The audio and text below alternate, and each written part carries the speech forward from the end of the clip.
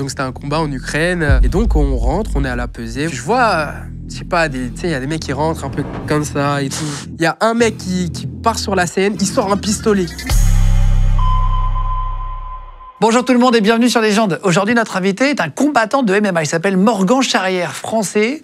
Il vient de signer à l'UFC il y a quelques mois maintenant et il va bientôt donner son prochain combat. Il voulait nous raconter un peu son parcours. On l'a invité pour qu'il nous explique comment il a réussi à passer par toutes les étapes, même à l'époque où le MMA n'était même pas légal en France. Ça s'appelait le free fight ou le pancras. Il va nous raconter tout son parcours.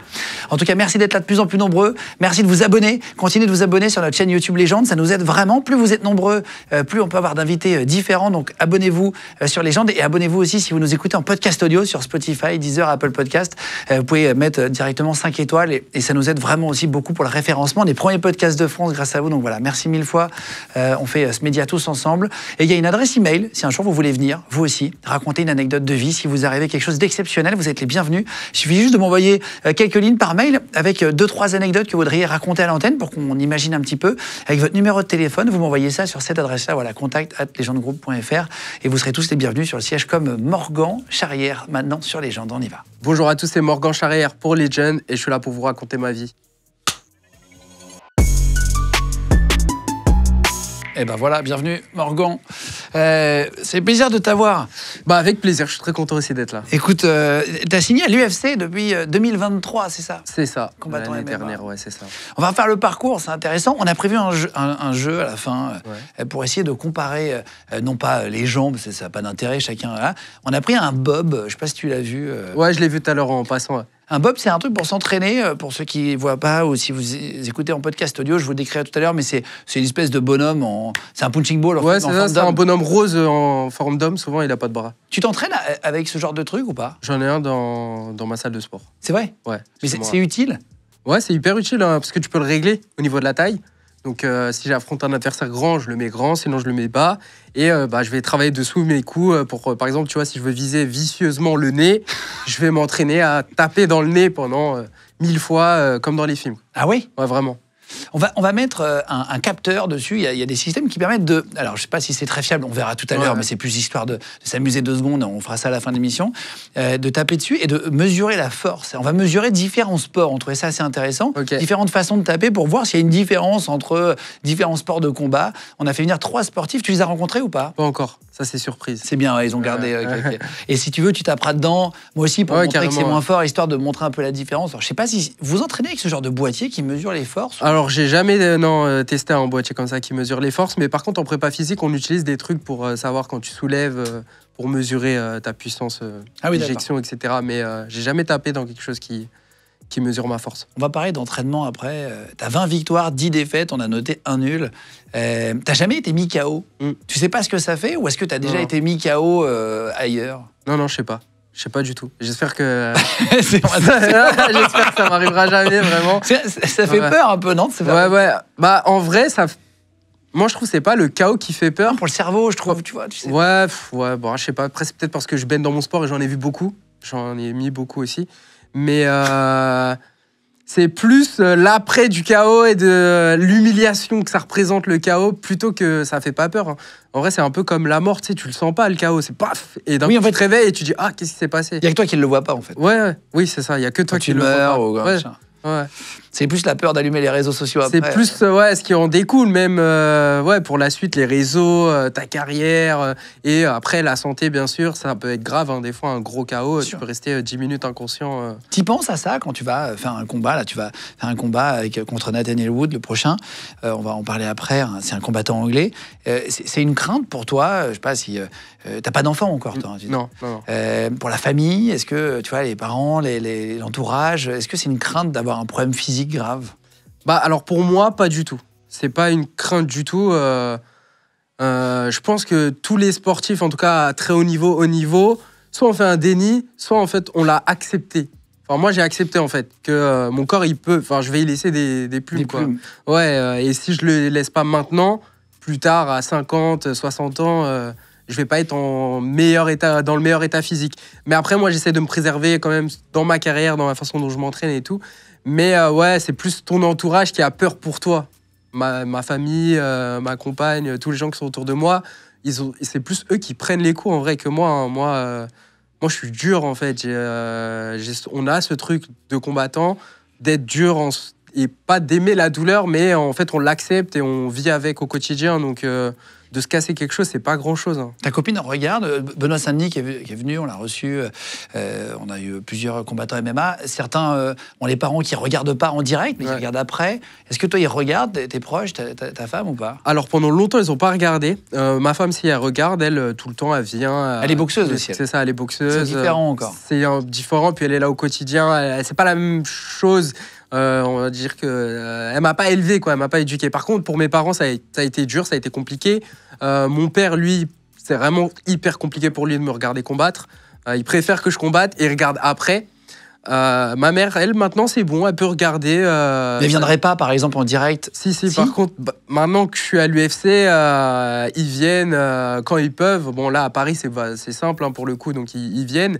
À Londres, je sais pas s'ils vont venir, mais je pense, hein, c'est pas très loin. Ça te stresse pas d'avoir ta mère? Parfois, c'est des humoristes qu'on a reçus, des gros humoristes, sont plus stressés de savoir qu'il y a une personne, par exemple leur maman, ou leur femme, ou leur enfant, que toute la salle, tu vois. Non, vraiment, ça me stresse pas. Ça me donne plus de force, justement. Je me dis, faut pas que je me fasse étaler devant mes parents pour pas les stresser, en fait. J'ai envie de faire un combat parfait pour eux, ce soit « Ah non, c'est bon, il a pas pris de coup, il va bien ». Pour l'instant, quand ils sont là, pour le coup, il y a juste une fois où ils sont venus. Ouais, ça n'a pas trop été. J'ai eu l'orbite qui a pété et tout. Putain. Mais je me suis pas retrouvé dans des situations où je suis vraiment en train de me faire casser la gueule, quoi. Et ils sont impuissants en train de regarder. C'est toujours des combats hyper où il y a de l'adversité, ça va à gauche, à droite. Donc, ils voient que je suis pas en train de passer un mauvais moment, quoi. C'est quoi ta plus grosse blessure que tu as subie, toi? C'était l'orbite? Ouais, plancher orbital. C'est quoi le plancher orbital? En gros, là, sous l'œil. Il y a l'œil. Et l'œil, il est logé. Dans un trou. Et en gros, la partie dessous du trou, c'est le plancher orbital. Ok. Donc, et t'as eu quoi au plancher orbital? J'ai pris un crochet pendant un combat. C'était au 3e round, il me semble, ouais. Et je prends le crochet, bam, et d'un coup, je vois double. Je me dis, merde, ça, c'est pas normal.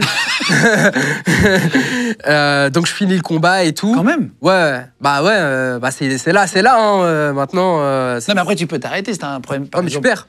Par exemple, Cédric Doumbé s'est arrêté parce qu'il a eu une écharde dans le pied, ça peut faire très mal. Ouais. Mais tu peux je sais pas, tu te retournes un doigt, est-ce que tu continues? Est-ce que tu peux... En fait, faut être prêt à toute éventualité. Et à chaque moment dans le combat, s'il se passe quelque chose, une agression externe, donc une écharde dans le pied, tu te prends le petit doigt dans le grillage. Un bout de verre, tu vois. Non, mais c'est une connerie, mais ça fait plus mal parfois. Mais ça fait partie du sport. Ça veut dire qu'une fois que tu es dans la cage, rien ne peut arrêter le combat. Rien.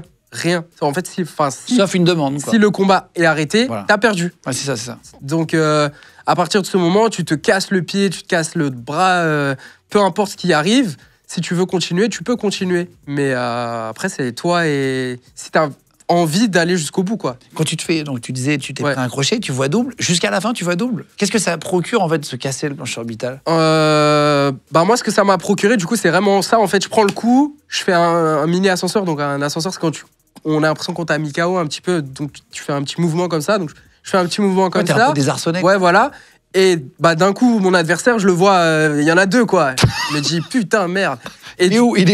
J'ai tapé au milieu pour voir où mon point il allait. Et après, je visais comme ça. Ouais, vraiment. Ah ouais, parce que t'avais les yeux qui étaient plus vraiment... Du coup, en fait, le choc et le fait que ce soit cassé, je voyais double. Et après, en général, moi, j'avais un nerf qui a été pincé. Et du coup, il y a des endroits, quand je regardais en haut, c'était double, etc. Ça, c'est après, pour la suite, pour la rééducation et tout. Et à ce moment-là, il faut juste trouver des solutions de comment je continue mon combat pour gagner ce combat. T'as réussi à gagner? J'ai pas gagné, je perds à la décision partagée à la fin. On a fait un très beau combat. Mais t'as fini? Ouais, je finis. Non, j'arrêterai pas. Peu importe ce qui m'arrive pendant un combat, à part si on m'éteint, on met un KO ou une soumission, et là, forcément, c'est arrêté.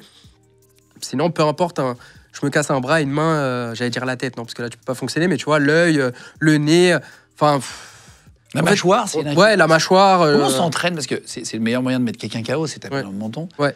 Comment on s'entraîne à justement recevoir? Est-ce qu'on mord un truc à l'entraînement et on se muscle le cou, par exemple? Comment on s'entraîne à ça? En vrai, le menton, parce que c'est le menton, on va dire, ça s'entraîne pas. C'est très naturel. Soit tu as un menton solide, soit tu l'as pas. Et il faut aussi savoir préserver son menton, donc son intégrité, et donc pas faire des guerres pour rien à l'entraînement, ou se prendre beaucoup de coups à répétition, parce qu'au bout d'un moment, bah, tu perds cette faculté à résister, on va dire, au chaos. Et là, c'est fini après. Hein. T'en prends un, faut essayer de se mettre en garde, en fait, pour se protéger. Bah, il faut prendre le moins de coups possible, en fait, et faut bien dormir, avoir un cerveau bien hydraté. C'est mieux d'avoir un coup plus court et des bons trapèzes qui tiennent. Donc, il faut se muscler le cou, les trapèzes, pour résister au choc, en fait, de la tête qui part. Donc, avec un coup hyper solide, t'as moins de chances de prendre un KO. Et puis, bah, faut essayer surtout de voir les coups venir. En général, les coups qui mettent KO, c'est ceux qu'on voit pas. Ouais, c'est parce que t'as pas eu le temps en fait, ton corps n'a pas eu le temps de se préparer au choc. Et donc, tu vois pas le coup venir. Il protège ton cerveau direct. Le cerveau, la boîte crânienne, elle touche et bam, tu t'éteins. C'est bizarre. Hein. Ouais. Le chaos, c'est quand même bizarre. Bah, c'est ton corps qui te protège, en fait, le chaos. Ah bon? C'est le cerveau qui vient taper la boîte crânienne.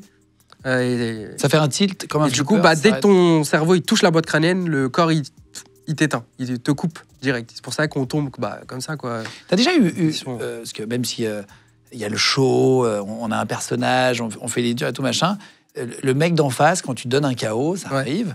Est-ce que tu t'inquiètes parfois? Tu vois, il y en a qui réagissent différemment à ça. Est-ce que tu te dis merde, je suis peut-être allé un peu trop fort, ou est-ce que tu t'en veux, tu vois? Est-ce que tu vas les voir après, par exemple? Ouais, aller les voir après, parler un petit peu et tout. Ouais, mais après, est-ce que je m'en veux? Pas du tout. Ah ouais, c'est vrai, bah oui, parce que c'est le. Sinon, c'était moi, quoi. C'est vrai. Ouais, ils t'ont tapé avant. C'est lui ou moi. Enfin, ça va dans les deux sens. Hein. Après, c'est du sport. Non, mais je parlais plutôt à l'entraînement. Si une fois tu t'entraînes avec un mec, t'as tapé un peu fort. Non, à l'entraînement, t'as fait mal à un pote. Non, à l'entraînement, c'est différent. Bah, c'est pas des adversaires. C'est pas. Moi, mes adversaires, c'est un peu des ennemis. Tu les connais pas vraiment et tout. Mais un mec avec qui tu t'entraînes, tu noues des liens déjà en général. Tu fais un peu mal sans faire exprès, tu vois. Non, là on s'en veut. En tout cas, moi je m'en veux. Il y en a, ils s'en veulent pas, hein, c'est des enflures. Mais moi j'aime pas abîmer les gens qui m'aident à progresser ou à préparer un combat parce que on met en jeu notre intégrité physique tous les jours, tout le temps. Ah non, bien sûr. Et on a besoin des gens pour progresser. Donc si tu mets KO tous tes sparring, il n'y a plus personne qui veut tourner avec toi. C'est relou. Ouais, c'est relou, quoi. Les sparring, c'est les potes à qui tu t'entraînes. Hein. Ouais, c'est les gens à l'entraînement avec qui on met les gants et on se tape un peu fort dessus ou on va travailler notre technique, faire nos trucs. On a besoin de ces gens-là, quoi. Ces mecs ont ton niveau, ces mecs un peu en dessous, un peu au-dessus, c'est comment oui, c'est une bonne question. Il y a de tout, en fait. Donc ça peut être, moi, des mecs plus forts que moi, tu vas pas en trouver tous les 4 matins. Par contre, de mon niveau ou un peu moins, ça va être ça en général. En fait, tu peux travailler avec tout le monde. Normalement, quand tu es bon, tu peux travailler avec tout le monde. C'est-à-dire que si c'est quelqu'un qui est un petit peu moins fort, tu vas t'handicaper toi-même. J'ai pas le droit d'utiliser ça, je fais pas ça. Lui, il est fort dans ça, je vais le laisser faire tel truc. Et moi, je vais essayer de m'adapter à lui. Ils sont meilleurs au sol. Ouais, par exemple, il est meilleur au sol que... C'est important pour toi d'être bon partout, non? Ouais, le MMA, c'est complet, quoi. Surtout maintenant, les nouvelles générations... avant, on commençait par un autre sport, la boxe, la lutte, et on allait faire du MMA. Maintenant, les petits, ils commencent à 10 ans, ils font que du MMA. Donc, ils sont déjà hyper complets. Donc, il faut être prêt à la nouvelle génération qui arrive. Donc, moi, je suis encore jeune. Mais là, à 20, 21 ans, les mecs qui arrivent en pro, là, qui commencent à arriver, eux, ils ont commencé hyper jeunes et ils font que du MMA. Donc, après, il y a des cours de boxe thaï depuis toujours, même en Thaïlande, tu vois. Oui. Les enfants de 4 ans qui tapent très fort. C'est éducatif. Hein. Quand t'es jeune, surtout en France, hein, on rigole pas sur l'éducation, sur le sport, sur codifier les choses. Ils se mettent pas de coups dans la tête. C'est plus pour développer leur corps et apprendre à bouger, etc. Je trouve que c'est un super sport pour les enfants parce qu'ils sont obligés de faire du sol, être à 4 pattes sur les mains. Ça développe bien Ils mettent des gants. Il y a des protections en plus pour les enfants. Pour les enfants, ils ont les protège tibia, des bons gants à plus molletonnés. Nous, c'est... Il y a pas grand-chose. Nous, c'est pour le spectacle. Nous. Et eux, ils ont les protections, les casques, les gros gants. Ils n'ont pas le droit de se taper dans la tête. Et les arbitres, ils sont vraiment là pour les protéger. C'est-à-dire que quand il y a des clés, le bras, il est juste là, c'est fini. Hein. Il y a l'étranglement, le mec met juste le bras, c'est fini. On le protège, quoi, comme au judo, comme au karaté, dans tous les sports. Sur les gens, on essaie de parler à tout le monde, à ceux qui connaissent le sujet, à ceux qui ne connaissent pas du tout. Mais à quoi ça ressemble un gant de MMA pour ceux qui ne voient pas du tout? Ça ressemble à des mitaines, à des gants coupés au bout, quoi. Ouais, il n'y a pas de doigts. Il n'y a pas de doigts, voilà. On a les doigts qui sortent ici et le pouce n'est pas pris. Et puis on a juste ça qui est un peu pris, de mousse, quoi. Et il y a une petite mousse. Par exemple, les gants de boxe, c'est des 8 oses, donc qui sont un peu petits. De boxe anglaise, pardon. Les gants de boxe anglaise, donc on peut voir au JO, etc. Ensuite, à l'entraînement, nous, on va s'entraîner avec des 6. Donc, c'est en dessous encore des petits gants de boxe anglaise. Et là, les gants de combat, c'est du 4. Ouais, d'accord. Donc, il n'y a pas grand-chose, quoi. Et donc, ça fait très mal quand tu prends un coup. Ouais, ça résonne, quoi, ça sonne. J'ai vu que c'était à l'UFC contre Gabriel Miranda. À un moment donné, tu lances une Marseillaise à la fin, etc. C'était improvisé, ça, c'est prévu quand tu lances un truc comme ça, tu préviens la. Ah non, jamais. Faut pas les prévenir parce qu'on sait jamais s'ils sont d'accord, pas d'accord. C'est mieux de demander pardon que. Ah ouais. Ouais. Non, c'est pas spécialement prévu. Après, forcément, je me dis bon, quand j'ai gagné, je vais avoir le micro. Qu'est-ce que je peux faire qui peut soit raisonner un peu, soit quel message j'ai envie de passer, parce que c'est des moments hyper importants. Et en tant que combattant, on n'a pas beaucoup de fenêtres pour s'exprimer. Et donc on juste combat. Après le combat. Ah ouais. Tu combats et juste après le combat, voilà, tout le monde est prêt à t'écouter. On te donne le micro et t'as une minute. Ouais. Et après, il y a un autre combat et ça y est. Merci. T'es oublié, quoi, presque. Donc, ce moment, il faut réussir à capitaliser dessus. Et je pense que les plus gros stars de mon sport, c'est ceux qui capitalisent le mieux sur le micro, en conférence de presse ou après le combat. Donc, il faut essayer soit de marquer, soit de dire les bons trucs. Donc, c'est toujours difficile, bien sûr, parce que tu viens de faire un combat juste avant, déjà. Donc, t'es pas hyper lucide, t'es pas hyper frais, ouais. Donc, il faut réussir à bien parler, à savoir ce que tu veux faire. Non, la Marseillaise, je sais pas, c'était vraiment un moment. J'en avais discuté un peu avec un ami à moi. Il disait, ouais, ce serait cool que tu fasses une Marseillaise et tout. Il y avait eu les JO avant aussi, donc il y avait cette effervescence sur la Marseillaise. Et puis, c'est un truc que moi, je sais pas, la Marseillaise, moi, c'est une musique vraiment. Ouais, ça prend un trip quand moi, ça me prend la Marseillaise. Moi, ça me donne vraiment envie d'aller combattre et tout. Et puis là, moi, pour le coup, c'est à Paris. On est en France, je viens de battre un étranger. La Marseillaise, t'es fier, quoi. Et puis, t'as tout le public, en plus, nous, à l'UFC, qui aime beaucoup chanter la Marseillaise. Donc, il y a tout ça. Et voilà, c'était mon moment, je l'ai pris, quoi. Je l'ai pris et j'ai senti que le public, il était réceptif, il attendait quelque chose. Puis voilà, ça se fait très naturellement. T'as commencé, tu disais qu'il y a des écoles maintenant, MMA, etc. Toi, t'as commencé en judo, ça à 8 ans. Ouais. T'es né en 95 à Poissy, dans les Yvelines. C'est ça. Tu commences le judo, mais tu savais que tu voulais faire du judo, ou c'est tes parents qui t'y ont mis et qui t'ont dit, tiens, tu verras. Il y a deux moyens d'arriver à faire un sport. C'est soit tu demandes parce que t'as des potes qui en font à l'école, soit c'est tes parents qui adorent et qui t'y mettent, quoi. Moi, c'est moi qui voulais en faire. Je voulais pas faire de football, pas de basket ou quoi. J'avais fait beaucoup de multisports avant, donc j'avais testé plein de sports. Mais moi, ce qui m'a toujours intéressé, c'est les arts martiaux. Pas de dire les sports de combat, c'est vraiment les arts martiaux, le côté martial, avec le kimono, ceinture et tout. Je voulais une ceinture noire quand j'étais petit et tout. Et donc, mes parents, en fait, il y a 2 sports que je voulais faire. Le judo ou le karaté, peu importe. Ils m'auraient mis un sport avec un kimono, pour moi, à cet âge-là, c'était pareil. Tu voulais une ceinture. Ouais, je voulais un kimono et une ceinture. Et je voulais faire du motocross. Malheureusement, ça coûtait trop cher. Ah ouais, ça coûte cher. Donc, mes parents m'ont dit, revois tes rêves différemment, s'il te plaît. Ou alors, il faut habiter plus dans un endroit rural, avec un champ pas loin. Ouais. Et du coup, j'ai fait du judo et... Tu l'as eu ta ceinture noire ou pas? Alors, j'ai pas ma ceinture noire du judo, j'ai ma ceinture marron. J'ai arrêté avant. Putain, juste avant? Ouais, parce que je commençais à avoir 16-17 ans. Tout le monde a fait du judo en France, mais tout le monde a arrêté à ceinture bleue, violet, ou avant orange, jaune. Donc j'ai perdu tous mes amis. En fait, j'étais tout seul et j'étais très jeune, mais j'étais plus qu'avec des adultes. Et c'était beaucoup trop lourd pour moi et tout. Je m'amusais plus en fait quand j'allais m'entraîner. Et j'étais dans un petit club, dans une petite ville. Et du coup, moi, j'ai adoré faire de la compétition. Donc quand j'étais très jeune, je gagnais beaucoup de compétitions parce que j'avais beaucoup de jeunes avec qui m'entraîner. Et après, quand j'ai vieilli, j'avais plus assez de jeunes avec qui m'entraîner. Donc, je gagnais moins en compétition.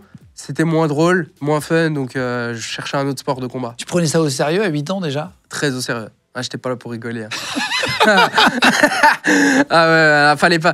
C'est simple. Je pense qu'à cet âge-là, les parents, ils me reconnaissaient. Ils se disaient, merde, il est là, lui. Ah, c'est vrai? Ouais. Pour les autres enfants, je l'ai traumatisé. Ouais. Moi, je venais pas rigoler. Si, je venais rigoler, en fait. Je venais m'amuser, mais moi, c'était très sérieux. T'étais fort déjà ou pas? Ouais. T'étais prédisposé un peu pour le truc? Pour les sports, en général, j'étais prédisposé pour les sports. Tous les sports. T'étais un peu au-dessus des enfants de ton âge? Ouais, peu importe les sports. J'ai marché très très jeune, bien avant des enfants plus vieux que moi. Tu sais, je montais, je grimpais aux arbres, sur les canapés, les machins. J'ai fait du skateboard, du roller à un âge où tu fais pas du roller. Et on m'a pas appris à faire du roller. Mon père m'a mis des rollers à Decathlon. Je suis parti, je savais faire du roller. Allez, vas-y. Ouais. J'ai pas fait de vélo avec les petits trous, tu vois. Mon père, pareil, m'a mis sur un vélo. Je savais faire du vélo.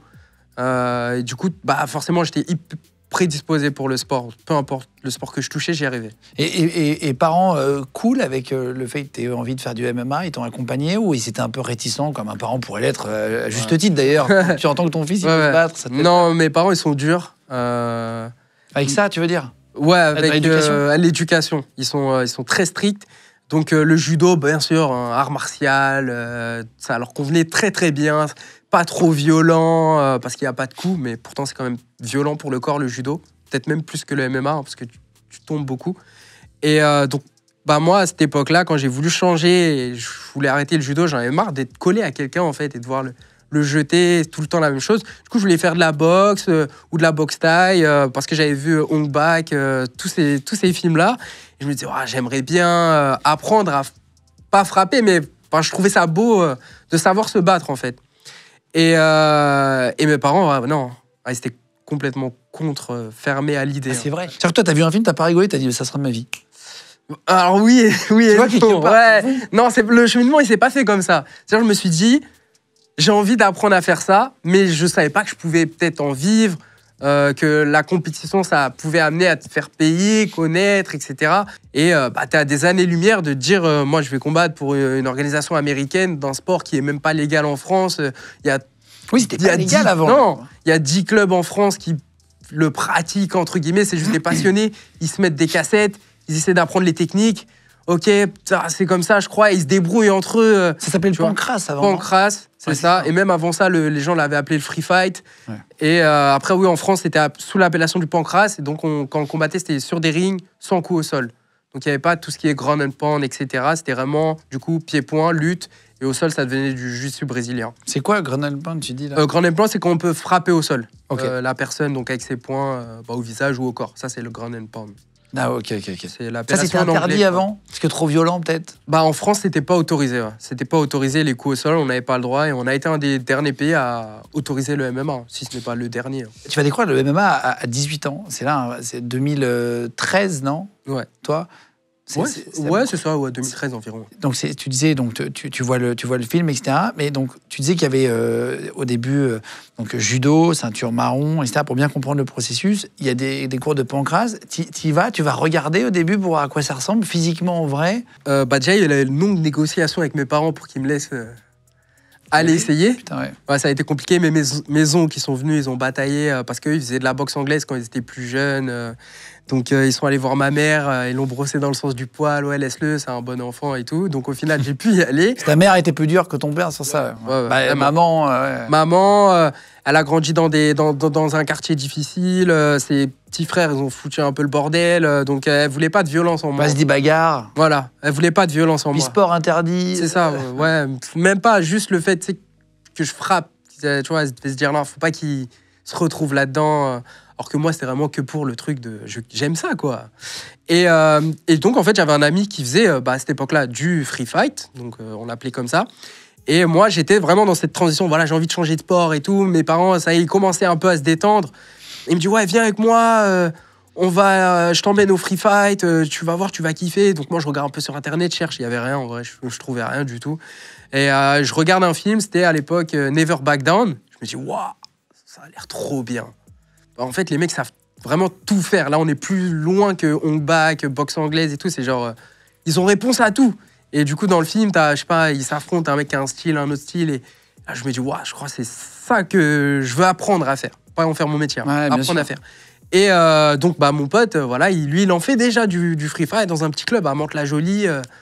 Du coup, je me dis, il y en a pas loin. Moi, j'habitais à Issou à cette époque. Donc, c'est à 20-15 minutes de voiture. En train, c'est tout de suite 1 heure. Et donc, une longue négociation. Mes parents ne comprennent pas trop ce que c'est, donc ça marche, ça m'aide, du coup, pour le coup. J'y vais. Je tombe amoureux direct. Ah ouais? Ouais. J'ai jamais arrêté depuis. J'y vais. Je me souviens pas de ma première séance, mais ce que je me souviens, c'est que j'ai adoré que ce soit dur. L'adversité, il y avait tellement de choses à apprendre. En fait, je m'ennuie vite. Je suis hyper curieux aussi. Et j'aime apprendre. Et je me suis rendu compte, en fait, ce sport, il offrait tellement de possibilités.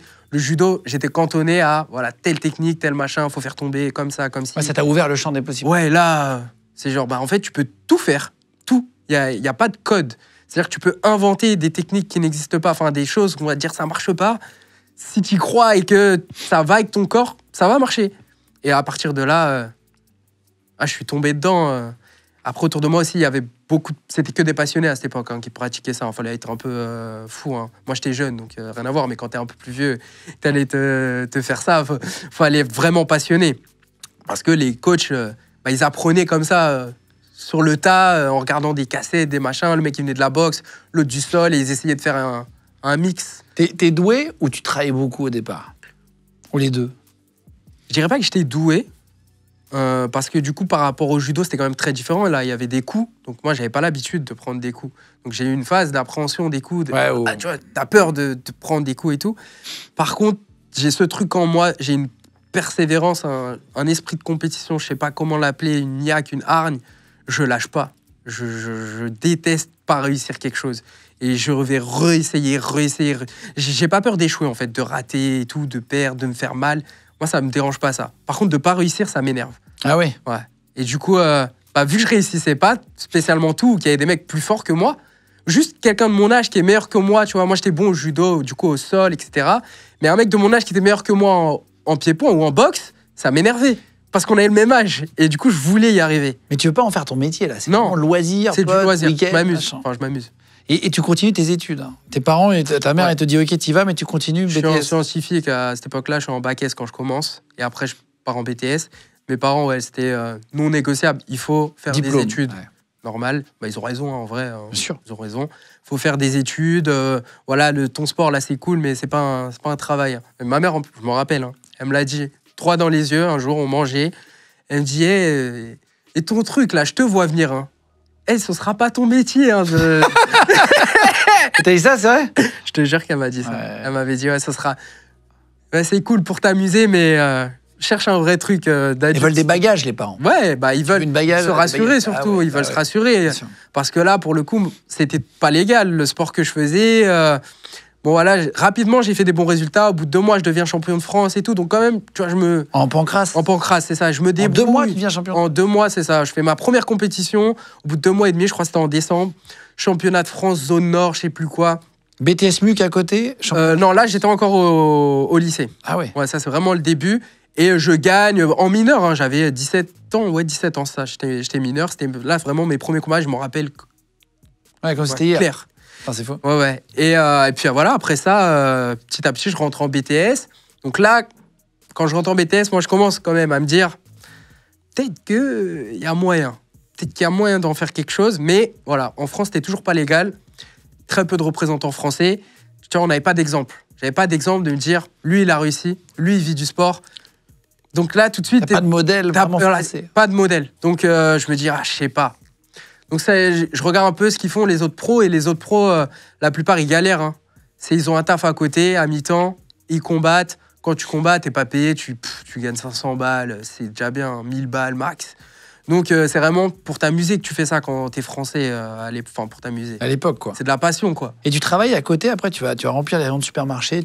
Ça, tu fais pendant combien de temps? Alors après mon BTS, donc j'ai mon BTS. Je me dis, allez, je me mets une année sabbatique.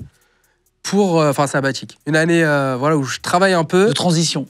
Là, je travaille un peu, je teste le monde du travail. Parce que je voulais pas faire des longues études. C'était pas quelque chose qui m'intéressait. Donc, allez, je vais travailler un peu. Et à côté, j'essaye de combattre, de montrer un peu, de faire mieux. Parce que c'était hyper dur, en fait, d'allier études, travail, combattre. Je faisais des performances en dents de scie, je gagnais, je perdais, machin. J'arrivais pas à bien me préparer, c'était beaucoup de bricolage. J'avais pas la préparation qu'il fallait. Et à un moment, je me dis, allez, je teste un peu, je vais travailler et juste m'entraîner. Et là, je gagne pas mal. Ma vie est cool, mais je me dis, je vais pas. Enfin, je vois le truc venir, je me dis, je vais pas faire ça pendant 15-20 ans. Parce que certes, c'est bien, je gagne et tout, mais je gagne pas d'argent. Un taf à mi-temps, c'est pas un taf de fou, donc j'ai rempli des rayons en supermarché, j'ai travaillé dans une crêperie, j'ai été livreur avant Uber Eats parce que ça n'existait pas, mais dans ce style, quoi. Donc j'ai testé un peu tous les tafs, Tu gagnais ta vie, pour se débrouiller, pour se mettre un peu d'argent dans la poche, mais tout ce que je gagnais, je le réinvestissais sur moi, pour apprendre, sur des formations, sur comment me gérer, la nutrition, toutes ces choses-là. Je me disais, j'ai pas de crédit, j'ai pas d'enfant, j'ai rien du tout. tout mon argent, il passait dans le sport. Je sortais pas, mes potes. Tu te donnais. Sacrifice. Ouais, je me donnais vraiment pour mon truc. Et je me disais, je veux pas de regrets, en fait, dans ma vie. J'ai peur de regretter. Moi, j'ai peur de mourir. Mais pas d'être mort, mais de plus vivre. C'est plus ça, moi. Et du coup, je veux vraiment que chaque moment dans ma vie, il veuille dire quelque chose pour moi. Et c'est même pas une histoire d'argent ou quoi que ce soit. Je veux juste, voilà, à la fin de ma vie, quand je meurs, je me dis... Ah, je me suis bien amusé. Ah, j'ai tout fait. Ah, j'ai tout fait. J'ai tout fait. J'ai tout fait. Je peux pas faire mieux, tu vois. Et il y a pas une idée dans ma tête, ouah, ça... J'aurais dû... Ouais. Je me casse les dents. Bon, c'est pas pour moi. Vas-y, je vais faire ça. Et quand je fais un truc, je le fais à fond, pour de vrai. Après, je passe à la suite. Après, j'ai été éduqué comme ça aussi. Quand je commence un truc, faut le finir. Tu vas tout lâcher pour le MMA à un moment donné? Ouais. Tu vas dire, j'y vais à fond et on verra. En fait, après cette période de taf, je pars en STAPS. Donc, je reprends les études de sport. Je reprends les études parce que je me dis, ah là, je me fous pas dans la merde, mais dans 20 ans, je vais être dans une situation, ça va pas être ouf. Donc, je suis quand même un petit peu malin. Tu vois, j'ai réfléchi, pas des fois, mais je réfléchis en même temps. Je me dis, ouais, non, faut que je rajoute des études ou que je fasse quelque chose. Voilà, si ça marche pas, parce que ça peut ne pas marcher, faut que je puisse faire quelque chose que j'aime ou en tout cas, voilà, m'en sortir. Donc, je me dis, en vrai, le sport, toute ma vie, ça a été ça. Je me dis, vas-y, je vais en STAPS. J'avais un bac S, un BTS, je me dis je vais en STAPS, je vais trouver quelque chose. Après, quand je serai en STAPS, pour la suite. Et là, quand j'arrive en STAPS, du coup, je rentre vraiment dans le milieu du sport et j'apprends énormément sur le sport, comment aller plus loin dans le sport. De se rendre compte que le sport, c'est pas que du physique, c'est pas que d'être bon à la course, à l'endurance, que c'est en fait de savoir à l'intérieur te gérer, c'est quoi tes motivations, c'est quoi même la nutrition. J'ai accès à la bibliothèque universitaire. J'ai lu tous les livres sur la nutrition, la prépa physique. Et j'utilisais sur moi, en fait. Tout. Ah, tu bosses ce que j'apprenais. Tu bosses à fond. Ce que j'apprenais en STAPS, j'utilisais sur moi pour ma carrière. Et là, mes perfs commencent à... Tu vois, ouais. Je vois la diff. Par contre, c'est une situation. C'est un moment de ma vie qui a été crevant. Je pense que sur ce moment-là, j'ai perdu... T'as tout donné, quoi. J'ai perdu 5 ans de vie, là. Parce que je dormais pas. J'allais en STAPS à Nanterre, donc je vivais à Issou. Déjà, les transports, train, bus, machin, je mettais 1h30, 2h pour arriver à Nanterre. Je commençais à 8h. Il fallait être là à 7h50, comme ça. Je me levais à 5h, je sais pas combien. Je prenais le premier train. Après, donc le matin, j'allais en cours. Donc en cours, on fait du sport en STAPS le matin. Donc je fais du sport. Le midi, je vais m'entraîner. Donc je refais du sport. Putain. Ensuite, je vais au cours universitaire, donc en amphi. Donc moi, je ratais pas les amphis. On peut, quand on est à la fac, la plupart, ils aiment bien dire « Ah, on s'en fout ». J'allais au cours en amphi. Le soir, j'allais m'entraîner. Ensuite, je livrais des plats et j'allais dormir. Et rebelote. Je dormais 4, 3 heures, 5, 6 heures, j'étais content. Et après, je travaillais en extra dans des restaurants. Parce qu'il fallait gagner aussi ma croûte. Parce que mes parents, ils sont durs sur l'éducation. Et ils disaient « Tu veux le faire, paye-toi. Ouais, tu veux le faire, paye-toi, machin, fais ci, fais ça. Donc j'ai appris à m'en sortir, sauf que c'est une période, moi j'étais crevé. C'est un an plus tard, tu vas des quoi? Donc tu vas faire ton premier combat pro. Ouais. C'était Karim Kondua, c'est ça? Karim Kondua, ouais, ça c'est mon premier combat professionnel. Tu t'en souviens encore? Ouais. Tu gagnes de l'argent à l'époque, premier combat professionnel, ou c'est zéro? Zéro. J'ai rien gagné. C'était quoi? C'était quoi? C'était pas l'UFC à l'époque? Non. Passé par plusieurs... Alors j'ai combattu, je crois que c'était à Villepinte. Donc c'était mon premier combat pro, donc c'était du pancras, pas du MMA, sur un ring. Donc Karim Kondua... Et tu gagnes ou pas? Je gagne par KO, premier round. Direct. Ça te met en confiance? Ah bah ouais. Ah, tu dis, putain, en fait, je suis bon? Parce que tant que tu l'as pas fait, tu sais pas réellement. Je crois que j'avais jamais mis de KO en touchant comme ça. J'avais mis des trucs en amateur, mais rien d'aussi clean, on va dire. Puis là, premier combat pro, bam, je gagne, premier round, je mets un KO. J'ai dit, waouh, putain. J'en suis capable. Tu te sens fort. Et puis j'avais 19 ans, 18 ans. Karim, il avait au moins la trentaine facile. Moi, ça m'avait mis la pression, parce que je me disais, ouais, j'affronte un mec, ça se trouve, il a 20 ans d'arts martiaux, là. Moi, j'ai 18 ans, même si j'en ai fait toute ma vie, il a plus d'expérience que moi. T'avais préparé une stratégie pour... Non. Ah, à l'époque, ça n'existait pas. La fleur au fusil. Stratégie, j'étais même pas bien entraîné, j'avais pas vraiment de cardio, j'étais pas dans la bonne catégorie, j'étais pas, tu vois, maintenant, quand je combats, on voit tous les abdos, enfin, tu fais l'anatomie du corps humain sur moi. Là, à cette époque-là, j'avais un peu de gras, j'étais pas dans la bonne catégorie, je m'entraînais, 4 fois dans la semaine, tu vois, même pas tous les professionnel, tous les mais plus amateur. Ouais, c'est professionnel, c'était juste le terme. C'est parce que t'as plus les protèges tibia et plus le casque. Mais on n'était pas vraiment des pros. Tu vas gagner un premier combat, tu vas gagner un deuxième combat. En Belgique. Direct. Là, par contre, direct, je fais du MMA. Mon deuxième combat, on part en Belgique avec une voiture, avec mes coachs. On y va, on combat dans un hangar chelou. Le plafond, il est au ras de la cage. Ambiance vraiment comme dans les films, mais de la mauvaise façon. Ouais. Pas de la bonne façon. Tu vois, à la limite, ça te jette des bières. Enfin, tu vois, peu cheap, quoi. Ouais, un peu cheap, ouais. Il fait froid, il n'y a pas de chauffage. Tu t'échauffes avec ton manteau. Tu vois, ce genre d'ambiance. Okay. Genre, on arrive pour rentrer dans la salle, tu montes une zone industrielle, si tu montes des escaliers où tu peux tomber, tu as l'impression, tu sais, en acier, là. Ouais. Et il y a des chiens en bas qui gardent 2-3 pitbulls et tout. Tu vois, vraiment, un peu glauque, quoi. Ouais, c'est glauque. Tu te dis, je vais combattre là, mais c'est quoi ce truc? T'arrives. Peut-être que ma mère avait raison. Ouais, peut-être qu'elle avait. Non, moi, j'étais tellement passionné. Et en fait, dans le truc en fait, c'est ça, le sport, là. Actuellement, c'est ça. Donc, si tu veux, faut que tu passes par là. Et enfin, ça faisait partie du truc pour moi. J'avais pas peur. Justement, c'est. Je le vivais à fond, le truc. Et du coup, ouais, je fais mon deuxième combat en MMA. Que tu gagnes aussi. Et je me rappelle aussi de son nom. Il s'appelait Hervé quelque chose. Hervé Rosa. Voilà, Hervé Rosa, c'était un Marseillais. ROSA. Ouais, un Marseillais. Et tu vas gagner rapidement. KO. Pareil. Première round. Et là, tu vas dire, OK, ouais. Je continue. Bah, je me dis, waouh, putain, je crois qu'en fait, je suis plutôt fort et que c'est pas mal du tout. Ouais. Donc, je continue à m'entraîner. Ça marche, je mets des KO. Ça continue et tu vas avoir, c'est en 2015, un peu plus tard.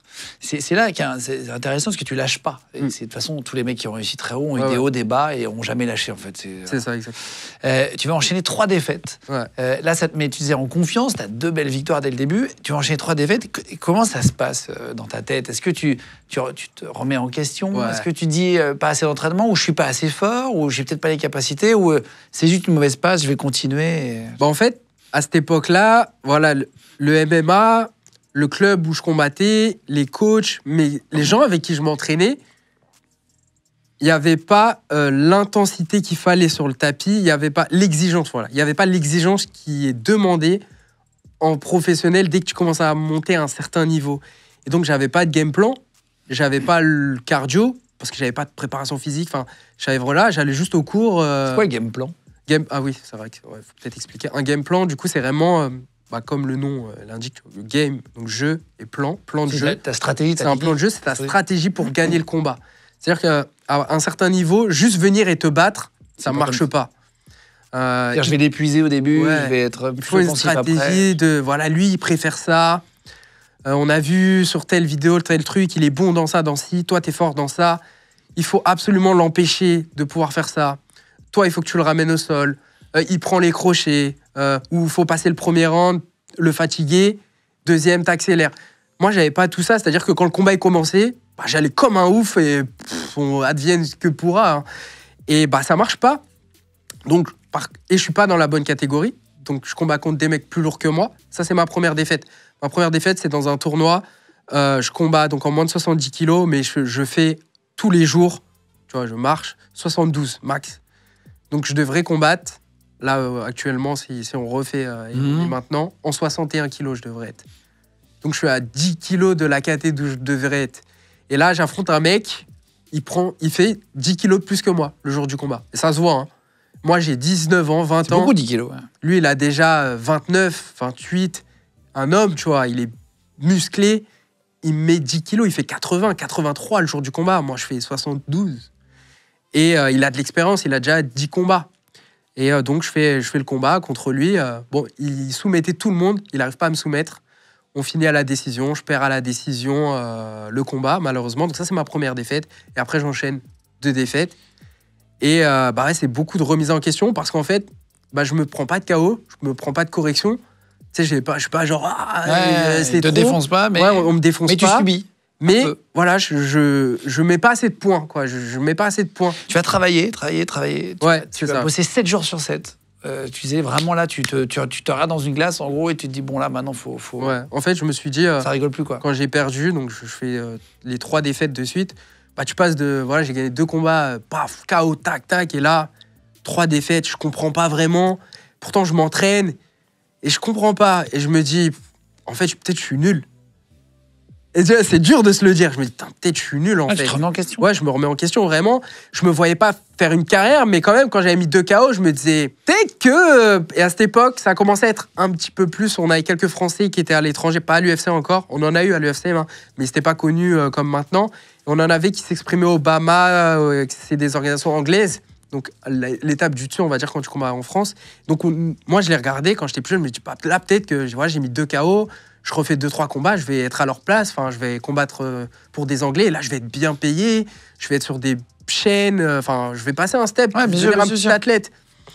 Et là, je prends 3 défaites, je me dis, peut-être qu'en fait, je vais juste être le mec qui se fait niquer, tu vois. Je vais être le con, quoi. Ouais, tu vois, le mec, il gagne jamais, lui et tout. Du coup, je me disais, putain, qu'est-ce que je fais? Je continue, j'arrête. Parce que forcément, t'as pas envie de faire quelque chose. Parce que c'est un sport qui est très dur, parce que t'as le gagnant où tout le monde va l'aduler et le mec il se fait avoir et du coup. Perd et c'est hyper il dur. est nul. D'un coup, alors qu'en fait, c'est un sport. Il y a un gagnant, un perdant, c'est ça qui est dur en fait dans notre sport. Et en plus, nous, c'est marqué. C'est genre, t'as perdu, tout le monde le sait parce qu'on t'as un record et quand tu te combats, on dit. Lui, il a tant de victoires, tu vois. C'est dur. Hein. C'est dur, c'est hyper dur. Surtout quand t'es jeune comme ça. C'est cruel en fait. C'est cruel, ça, c'est dur à encaisser. Vraiment, surtout que tu donnes tout, toi. Tu donnes tout, donc t'es déjà. Toi-même, t'es déjà mal d'avoir perdu. Et on te le rappelle. On te le rappelle. Sur les réseaux sociaux, à cette époque, d'un coup, t'es un dieu vivant. Oui. Et d'un coup, dès que tu perds, t'es une grosse merde. Moi, ce qui est bien à cette époque, c'est que les réseaux, c'était pas encore... aussi développé. Bah non, le MMA, c'était pas connu sur les réseaux. Et puis, il n'y avait pas cette viralité, ces trucs... tu vois. Cette toxicité. Ouais, c'est ça. À cette époque-là, tu pouvais te faire défoncer. Personne n'était trop courant, c'était sur Facebook. Il fallait être sur les groupes pour le voir. Et du coup, je perds. Enfin, je perds mes 3 combats là, de suite. Et comme je t'ai dit, je déteste pas réussir un truc. Je me dis, bon, je pense qu'il y a une seule solution. Il faut que je m'entraîne plus. Je vois pas d'autre solution, en fait. Et à partir de ce moment-là, je me suis dit, tu sais quoi, il n'y a plus d'excuses, plus rien, plus de je sais pas quoi. Je me suis dit, on y va, tout droit. Tête la première, et je donne tout. Et pas d'excuses, pas de regrets, je sais pas quoi. Je vais mettre tout en place pour être meilleur et pour devenir meilleur, et je vise 10 ans. Tu vois, c'est pas je vise 6 mois, je vise 10 ans. C'est pas possible qu'en 10 ans, je devienne pas fort dans un truc. Si tu bosses comme un fou pendant 10 ans. C'est impossible, c'est impossible. Et à cette époque-là, je cherchais, tu sais, sur Internet, je regardais plein de vidéos de mecs qui avaient réussi, dans le sport ou pas. Hein.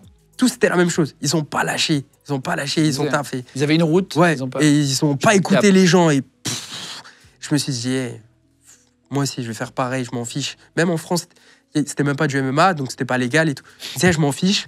S'il y en a un autre dans un pays de je sais pas où il y arrive, pourquoi je vais pas y arriver? Et donc, à partir de ce moment-là, j'allais courir tous les matins, machin, je faisais ma diète, ma nutrition. Donc là, j'avais fait STAPS et tout. Donc, je commençais à savoir plus ou moins. Et je cherchais des clubs pour rajouter à mes entraînements. J'allais plus que à Mantes, j'allais à gauche, à droite. Donc, je passais énormément de temps dans les transports. À un moment, je m'entraînais à Bobigny, alors que j'habitais au fin fond du 7-8. Je mettais 2 heures pour aller m'entraîner, 2 heures pour revenir, 4 heures. Tu t'es déchiré, quoi. Je me suis déchiré, c'est ça, vraiment ça. Et tu voyais la différence? Je faisais des livraisons et machin et tout. Tu vois la diff quand tu bosses vraiment comme ça, tu dis 7 jours sur 7, sport, machin, tu sens que tu prends de la puissance. En fait, tellement je m'entraînais, je me conditionnais à me dire c'est impossible que quelqu'un d'autre là, que je vais affronter, il fasse plus que moi. Et à partir de ça, ça m'a donné une confiance, un truc qui fait que... Et après, je le sentais par rapport à mes partenaires. Je devenais meilleur qu'eux. Et j'allais à gauche, à droite, prendre du savoir. J'attendais plus que ça vienne à moi, en fait. J'allais chercher. Je cherchais des clubs, j'allais à machin, je m'entraînais. Et petit à petit, mon niveau, il a monté. Et là, j'ai enchaîné les victoires. Tu te restreins ou pas sur la bouffe? Est-ce que, tu vois, c'est un sacrifice? Il y en a raconté des combattants MMA qui y avait le cheat meal, le fameux repas où tu te fais vraiment kiffer alors que le reste de la semaine, c'est dur. Ouais. Tu fais ça aussi ou... Plus maintenant. Maintenant, je sais vraiment bien me gérer. On va dire que je mange normal, avec modération. Je suis raisonnable. Voilà. Je suis quelqu'un de raisonnable maintenant. Par contre, quand j'étais plus jeune, comme là, je viens de l'expliquer, je suis vraiment parti dans les excès. Pour réussir, je suis parti dans les excès. Et donc, je calculais tout ce que je mangeais. C'est-à-dire que j'ai lu dans des livres, le mec, il disait, fais ça, calories, temps, machin. Moi, je me disais, OK, pour que ça marche... Moi, je suis binaire. Je calculais sur ma calculette, tac, tac. OK, faut pas que je mange plus que ça, si, ça. Je me suis créé des troubles du comportement alimentaire, carrément, quand j'étais plus jeune. Tu vois, j'avais des crises d'hyperphagie, ouais, des trucs comme ça, ou de boulimie, tu vois. D'un coup, je craquais, je mangeais comme un malade parce que pendant trop longtemps, je me suis restreint, je mangeais des salades, machin, que de la viande blanche, et je m'étais, enfin, sans saveur, je mangeais sans saveur. C'est triste, hein. Je mangeais pour me nourrir. Parce que c'est triste. Je mangeais pour me nourrir. Chez la bouffe, c'est quand même un truc. Ouais, bah c'est ouais. le moral. Ouais, c'est bon. D'ailleurs, c'est corrélé à une dépression. Oui. Les gens qui mangent pas forcément, Ouais. voilà, Je toujours l'ai senti. pareil, bah, ils vont avoir une dépression. J'étais pas bien, je pensais qu'à la nourriture, du coup.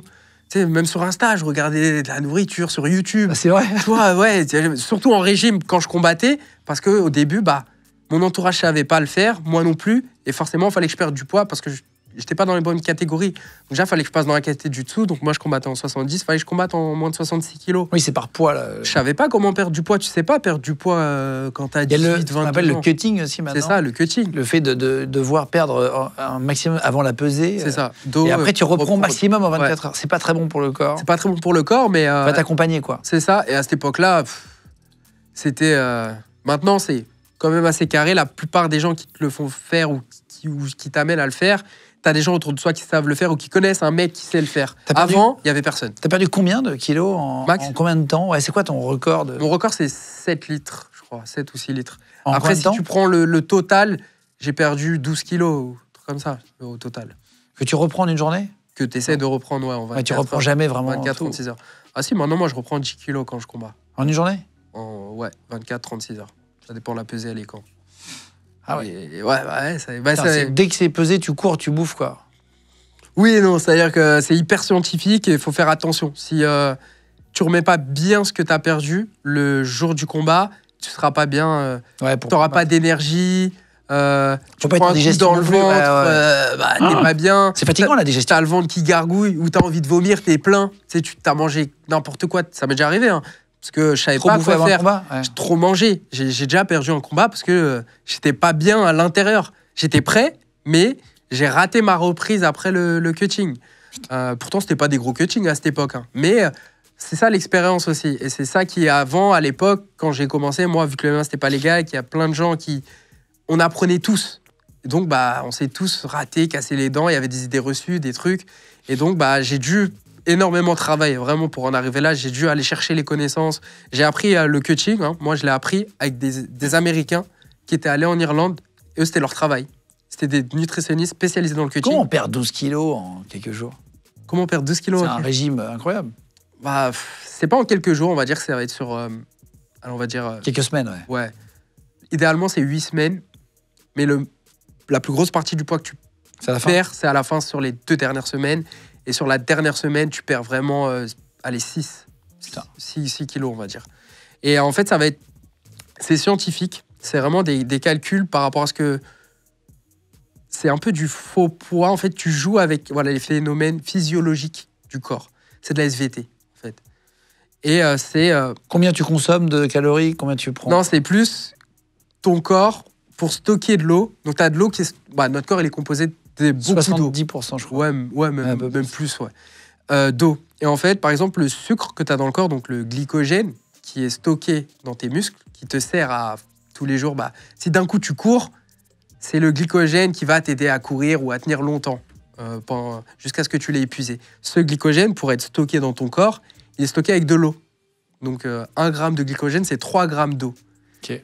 Et donc, à partir de ça, c'est scientifique. Donc, si tu enlèves ce sucre, donc tu arrêtes de manger tout ce qui est pain, sucre, lent, tout ça, Ouais. tu donnes plus à ton corps ce sucre.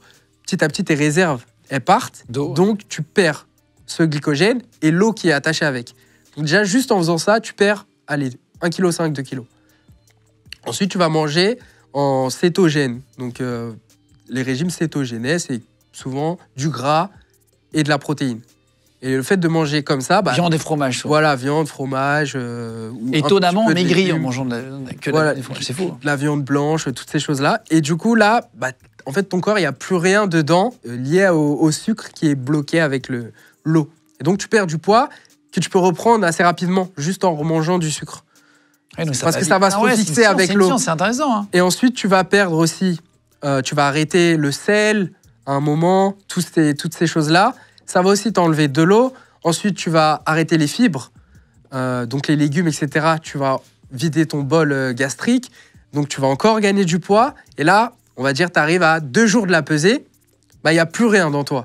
Plus, tu as eu une préparation de 8 semaines. Donc, tu as perdu du poids aussi sur cette préparation. Là, maintenant, on arrive, tu es tout sec déjà. Tout sec. Hein. Et là, je te vois reste... te transformer dans la glace. Ouais, tu vois, moi, j'ai 8 abdos. C'est abusé, tu vois, je suis tout écorché, quoi. Un peu comme les bodybuilders. Ouais, t'es en relief, il y a des aspérités, quoi. Exactement. Tu vois les veines. Tu vois tout. Et tu vois que l'eau de ton corps, t'en as moins parce que t'es vraiment tiré, tu sais, t'es creusé, aspiré. Comme l'image dans Dragon Ball Z de Cell qui aspire.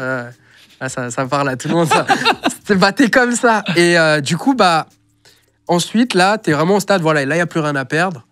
Puis la semaine du combat, tu t'entraînes, tu manges plus grand-chose. T'as toujours autant de force, quand même, ouais. Ah non, c'est ça qui est dur dans notre sport. C'est que les 2 dernières semaines, normalement, où tu dois être le mieux, parce que tu combats le week-end, c'est les plus durs de la préparation, parce que tu manges plus grand-chose, et tu t'entraînes encore 2 fois par jour pour le combat. Après, tu arrives à 2 jours du combat, voilà, tu as tout perdu, et là, maintenant, il faut se mettre dans le bain pour transpirer, ou pour perdre l'eau encore que tu peux perdre. Là, la vraie eau, cette fois. Tu prends des bains très chauds? Et là, tu prends des bains chauds, etc. Bon, je ne vais pas t'expliquer qu'il y en a qui n'essayent pas chez eux. Mais voilà, tu cherches à chauffer pour transpirer, pour perdre l'eau, jusqu'à ce que tu atteignes le poids. Quoi. Et il faut essayer de ne pas dépasser 10% de son poids de corps. Après, ça commence à devenir dangereux. Et puis après, il faut tout reprendre de la bonne façon. Enfin, voilà, il n'y a que notre sport qui fait ça. Il n'y a que nous qui nous infligeons ça. Il y a beaucoup de gens qui disent « Oui, bah, vous êtes des tricheurs, on monte dans la caté du dessus. » Ça aurait pu te dégoûter du MMA à un moment donné où tu faisais que bosser? Je sais pas, non, parce que j'étais en mission psychologiquement. Je sais pas, je me suis. Ouais, c'est ça.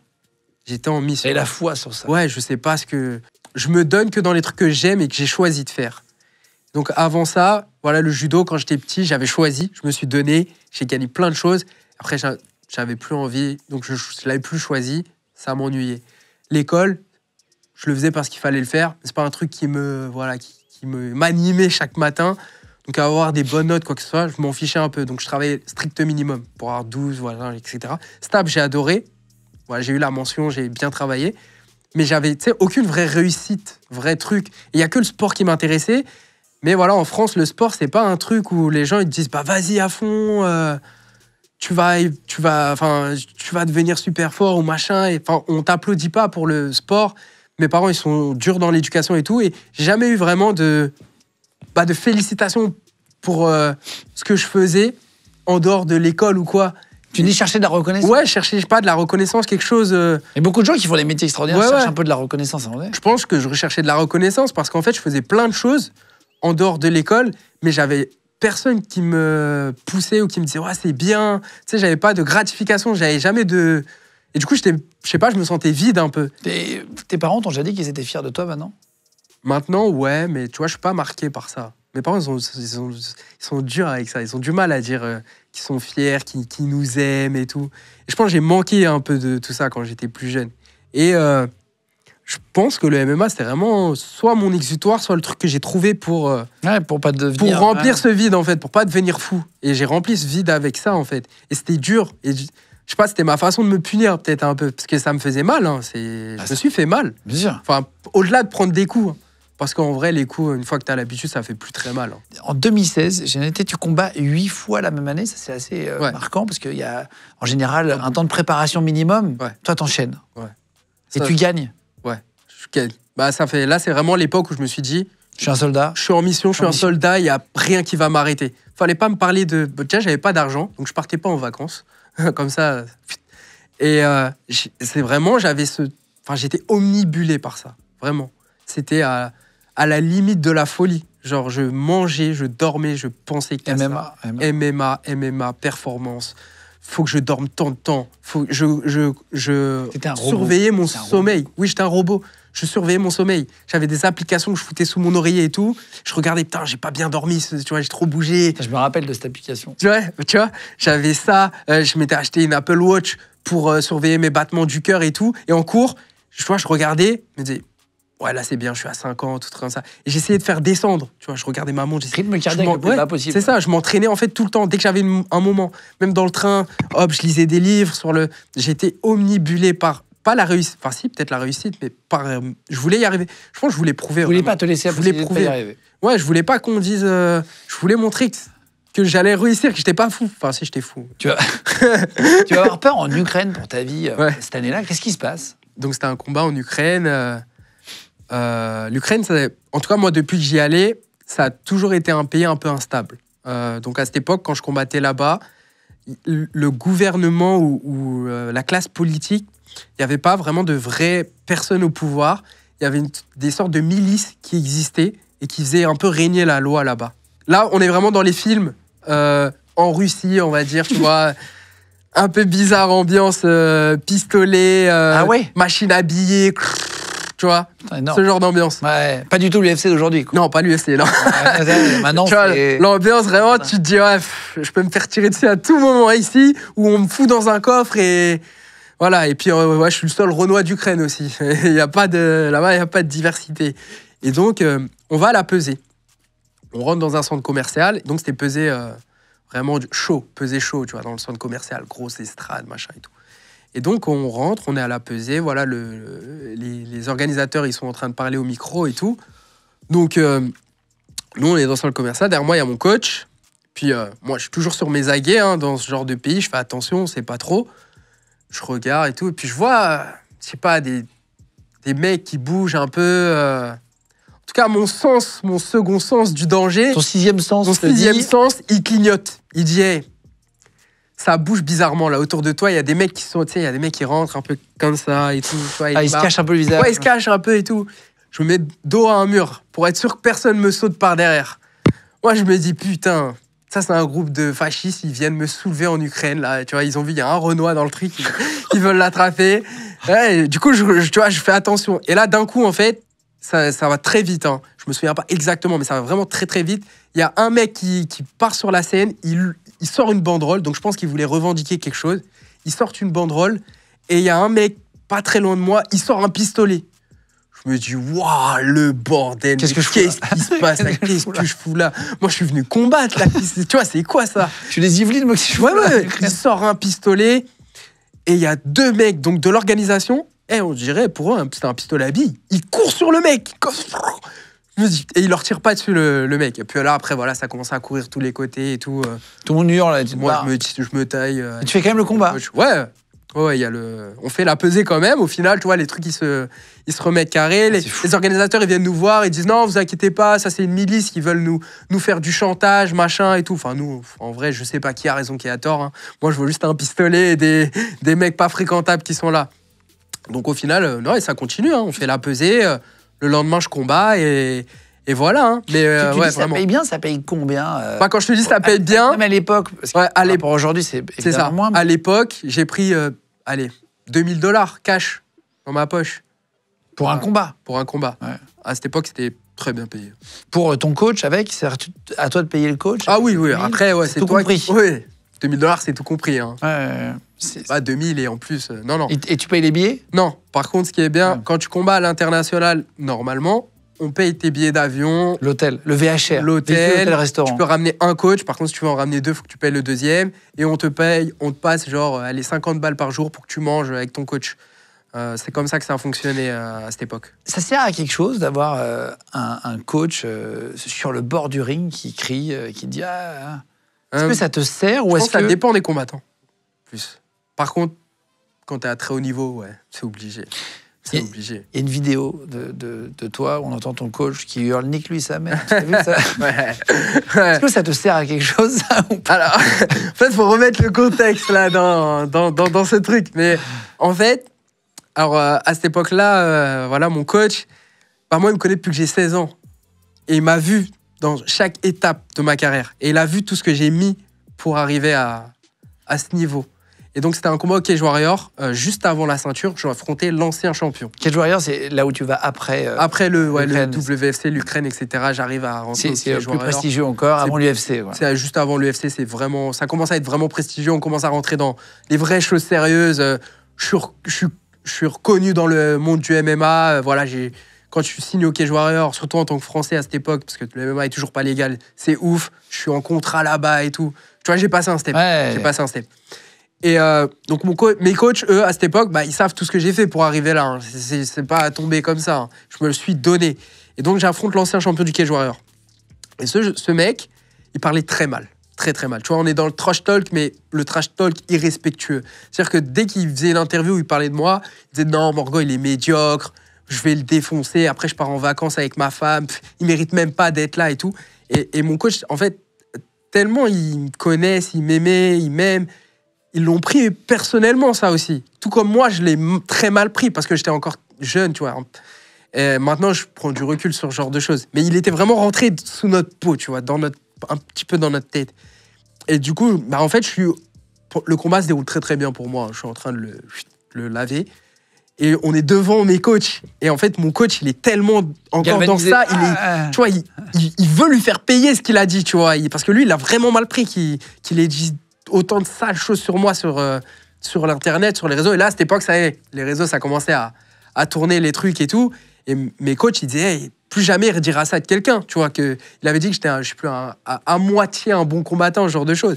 Et du coup, bah, quand j'étais au-dessus de lui, en train de le frapper, là, mon coach, c'est juste, il était content, hey, nique-le, tu vois. Et c'était pour me motiver aussi, parce qu'il n'avait pas de technique à me donner, là. Et c'était juste là, il fallait juste me galvaniser pour que je lui fasse mal. Oui. Non, mais il peut y avoir des sanctions dans certains sports. Oui. Si ton entraîneur, il dit ça, tu vois, il y a certaines... Et là, dans le MMA, c'est... Bah, la chance qu'on a, en fait, c'est que nous, on parle français. Ah oui, il parle pas français. Ah non, il parle pas français. Donc, on peut en dire des choses. Peut-être qu'il l'aurait dit en anglais, l'arbitre, il aurait dit... Stop. Ouais. Mais on parle français, nous. Pour rester dans un sport, quoi. Même si, évidemment, le trash talking, c'est hyper énervant, j'imagine. Oui. Ça t'énerve, ça, tu regardes, ou ça te fait marrer, tu dis, tiens, c'est un personnage, quand tu vois que les mecs... le trash talking, c'est le fait de dire des choses un peu énervantes dans les interviews, quoi. Bah... En fait, j'ai envie de dire, ça dépend de quelle personne le fait. Moi, quand je regarde, en général, je prends du recul, ça peut me faire rigoler, etc. Mais des fois, ça te touche, quoi. Ouais, ça touche, ça pique. Parce que si le mec, il est bon, c'est un bon trash talker, il va te piquer. Et à un moment, ça va t'énerver. Mais moi, j'aime bien parce que du coup, ça devient un petit peu personnel pour moi et ça me rend meilleur. C'est-à-dire que la plupart. Tu vas encore plus avoir envie de le taper. Je crois que tous les adversaires qui ont mal parlé de moi, ils ont passé un sale quart d'heure. Enfin, qui m'ont mal parlé, ils m'ont donné une envie supplémentaire de vraiment vouloir. Parce que sinon, en fait, en vrai, c'est des mecs comme moi. Voilà, on est là, on s'entraîne, j'ai rien contre eux. Mais là, ça me donne une raison d'avoir quelque chose contre eux. Et en général, ça m'aide à être un petit peu énervé. On t'a déjà testé, on en parlait l'autre jour avec sportifs, je ne sais plus qui d'ailleurs, des tests antidopage. C'était assez improbable, c'est-à-dire qu'ils te font pisser, etc., machin, devant eux, machin. Est-ce que ça t'est déjà arrivé à l'UFC? Est-ce qu'il y a des tests antidopage? Est-ce que c'est un sujet dans le MMA ou pas encore trop? Si. En gros, avant, on était très peu testés, vraiment. Genre... la bonne première partie de ma carrière, même pas plus que première partie, hein, champion hockey joueur et tout, jamais été testé. Alors, après, voilà, en France, quand tu te faisais tester en France et quand tu combats en France, ils peuvent t'attraper en France, quoi. Tu combats en grappling, etc., sur des compétitions françaises. Et je pense qu'il n'y avait pas encore les moyens qui étaient mis pour eux pour pouvoir tester tous les combattants et tout. Puis c'était pas ce que c'est maintenant, le MMA. Donc ils avaient surveillé d'autres sports plus. Donc, pendant très longtemps, voilà, j'ai pas été testé, ni en Angleterre, bon, alors en Ukraine et tout, laisse tomber, hein, là-bas je pense qu'ils étaient tous chargés comme pas possible. Et puis dès que je suis rentré à l'UFC et surtout que le MMA est devenu légal, là, ça y est, ça a tout changé. Je me suis fait tester tous les 4 matins. Genre, dès que j'ai signé à l'UFC, ça a été vraiment le jour et la nuit, moi. Ah oui? Ouais, je passais de 0 test à... toutes les 2 semaines, ça me réveillait, ça m'attrapait à des endroits, pipi, prise de sang, machin et tout. Pendant 1 an, quand j'ai signé à l'UFC, j'étais dans le groupe cible de la FLD. En gros, ils choisissent quelques athlètes français et tu dois les tenir au courant de où t'es tout le temps pour qu'ils te localisent, qu'ils puissent venir te tester. Comme les rugbyman. Ouais, c'est ça. Et en gros, j'étais dans le groupe d'athlètes plus qui devaient vraiment... Enfin, qui voulaient suivre. Donc là, j'en suis sorti là. Ah oui? Ouais, ils m'ont envoyé un recommandé pour me dire que c'est bon. On te teste encore, mais t'as plus besoin d'être autant. Voilà. Ouais, t'es plus dans le focus, quoi. Ouais. Et je suis aussi testé par l'UFC, qui eux passent par une organisation privée, qui eux aussi te testent. Du coup, ça veut dire, moi, ça m'est déjà arrivé de me faire tester 2 matins de suite. Genre, je sais pas, jeudi matin. La FLD, ils arrivent 6h du matin, la police. Ils sonnent chez toi. Ils sonnent chez toi, toi t'es en train de dormir, 6h du mat, tu dis mais c'est qui T'ouvres la porte, il y a un mec, une fille ou deux mecs, ils rentrent, ils rentrent direct, dès que t'ouvres la porte, ils rentrent. Bonjour, c'est la FLD, c'est comme la police. Ils rentrent. De toute façon, si t'acceptes pas, tu t'es viré. En fait, si t'acceptes pas, t'as un avertissement ou un truc, je sais plus trop. Un no-show, je crois. Ouais, et au bout de 3, t'as une sanction, tu te prends je sais pas, 6 mois, 1 an. Ouais, donc sans donc combattre, t'acceptes. quoi. Ou bah oui, t'acceptes. Puis moi, j'ai rien à cacher, je prends rien du tout. Donc bah allez-y, venez. Voilà, 6h du matin, je me fais tester. Le lendemain matin, je me dis ouais, blague. Vous consultez pas. Pour voir tu vois. Non, mais c'est pas pour voir si t'es pris juste après. Bah non. En te disant c'est bon, je suis testé. Bah non, pour moi. Et du coup, voilà, le lendemain matin, je me refais tester. Avant des combats, des fois, je me fais tester. Ça m'a fait bizarre. Ouais. Premier combat à l'UFC, j'arrive dans Bercy. Donc moi, je suis focus dans mon combat, j'ai mon sac. Bam, il y a un mec, je sais pas si c'était la FLD ou l'UFC, avec son petit truc. Il te montre une carte, ouais. Ouais, il arrive, il dit Morgan. Je dis ouais. Je vous teste, machin et tout. Je le regarde, je dis j'ai pas envie de faire pipi là, tu vois. Parce qu'il faut avoir envie de faire pipi, il faut faire pipi dans un petit pot. Il te regarde en plus, non? Ouais, il te regarde. Pour voir si t'as pas un petit tube à côté. Ouais, c'est gênant. En fait, à partir du moment où il te notifie qu'ils vont te tester, il te quitte plus. Il te quitte plus des yeux. Et j'ai une semaine. Bah là, je me suis fait tester il y a quelques jours. Je vais dire une semaine. Ça te bloque pas? Non, moi, ça y est. Je dis, bah, si tu veux regarder mon zizi, regarde. Tu vois, je le fais avec aisance, justement. J'essaie de le gêner, tu vois. Je me dis, autant rendre ça cool parce que sinon, ça va être relou et t'arrives pas à faire pipi et tout. Ah, bah oui, ça pourrait bloquer. Et du coup, je me suis fait tester là il y a quelques jours. Vraiment, cette fois, ils sont pas venus à 6h du matin. Ils ont été gentils. Ils sont venus à 9h. Mais du coup, quand ils sont arrivés, j'allais promener mon chien. Et du coup, moi, je sors chez moi, tout, tac. Je vois mon téléphone, il sonne parce qu'ils ont ton numéro de téléphone s'ils n'arrivent pas à rentrer et tout. Je vois un numéro, je me dis, ouais, qui m'appelle à 9h du mat? Il n'y a personne qui m'appelle à cette heure-là. Je décroche, en fait, je les vois devant ma porte d'entrée. Ah, non, tu comprends. Ils ont promené le chien avec moi. Ah ouais? Ouais, ils promenaient le chien avec moi. Bah, ils m'ont dit, on vient de tester, du coup, ils ne peuvent plus me laisser. Pour voir si tu prends pas un produit qui est ouais, nul. Ouais, je sais pas, ou que tu t'enfuis, j'en sais rien, ou que tu caches, je sais pas. Et du coup, ils promènent le chien avec moi. Après, on rentre chez moi. J'avais déjà fait pipi, donc ça veut dire là, tu te retrouves à boire comme un ouf. Ah ouais, pour faire pipi, pour que ça arrive. Ouais, c'est relou, mais en vrai, c'est important. Heureusement que ça existe. Heureusement. Sur des mecs. Bah ouais, bah attends, déjà chargés. que ça existe, et il y a des mecs qui se chargent, qui trichent et tout, alors que ça existe, si ça n'existerait pas. T'as jamais vu, toi, un mec t'affrontes des mutants, sinon. Tu t'es jamais battu contre un mec qui était dopé Si. Et tu le sens? Bah, en fait, moi, je suis un peu naïf. Enfin, naïf. Je suis pas naïf, je crois trop dans les gens. Et pour moi, c'est un mec, il est fort, c'est parce qu'il s'est entraîné. C'est pas parce qu'il est dopé. Je me dis juste, putain, comment il fait? C'est quoi sa prépa physique? Tu manges quoi? Je vais pas me dire, il est chargé. Parce que pour moi, c'est manquer de respect à un athlète de dire qu'il est chargé. Il triche, quoi. C'est un raccourci, genre, ouais, t'es chargé, c'est pour ça que t'es fort. Non, je suis fort parce que je m'entraîne. Du coup, moi, je pars de ce principe-là. Mais ouais, j'ai affronté des mecs qui étaient chargés. J'en ai battu beaucoup. Mais par exemple, ma première défaite, c'est un mec qui était chargé. Ouais. Ah oui? Ouais. Tu l'as su après? Ouais. Dans le milieu, tout se sait. Hein. Putain. Et il a pas perdu après, a posteriori? Tu perds pas, par exemple, dans ton palmarès? Ah, bah non, à cette époque-là, non. Bah, et puis après, il faut te faire attraper aussi. Tu vois, à cette époque-là, les personnes étaient testées. Tu te fais. Comment tu l'as su, là, qui était après? Bah, petit à petit, bruit de couloir. Bon, maintenant, ça fait 12-13 ans que je fais du MMA. À un moment, j'étais dans un club, dans un vestiaire. Ah ouais, mais lui, il prend plein de trucs, machin. Je me dis, ah bon? Et tu vois, c'est comme ça que j'ai dit, ah bah, ça explique beaucoup de choses. En 2019, tu vas faire, pour gagner de l'argent, tu vas proposer des coachings sportifs. Tu vas être contacté par Kameto, c'est un streamer, un gros streamer français, Kameto. Vous allez faire des vidéos ensemble, ça va te faire gagner des followers, tu vas être suivi sur les réseaux de plus en plus, ça va être un truc que tu vas kiffer, tu vas faire pas mal de... c'est important dans ton métier, de toute façon, pour les sponsors, d'être un peu reconnu, d'être suivi. Je vais mettre tes réseaux, si vous voulez suivre, d'ailleurs, Morgan, je vais vous mettre en lien, si vous voulez voir, sous la vidéo, directement sur podcast audio, dans la description, si vous voulez le suivre, je vous mettrai directement son Instagram, si tu veux qu'on te suive. Après, tu vas revivre une période compliquée, avant de revivre une bonne période, vers 2021. T'es pas encore à l'UFC, 2021. C'est la fin, non? Ouais. De Cage Warrior, c'est ça, t'es encore à la fin. Ouais, post-Covid, c'est la fin. Post-Covid, tu auras une période un peu plus compliquée. Comment tu vas basculer après une période compliquée à l'UFC? pour terminer. J'ai fait mon histoire au Cage Warrior, donc je gagne mes 3 premiers combats. Non, je perds le premier, donc je rentre au Cage Warrior pour la ceinture direct en short notice. Donc short notice, c'est quand on te prévient juste Dernier avant. moment. Ouais, dernier moment. Il y a une blessure, il y a un machin. Est-ce que tu veux prendre le combat? Oui. Donc ça, c'est comme ça que j'entre au Cage Warrior. Parce qu'à cette époque, voilà, MMA, c'est pas légal. Moi, j'ai pas un record de fou parce que j'ai gagné, j'ai perdu. Tu vois, je combats en Ukraine à gauche, à droite. Ils ont besoin d'un mec.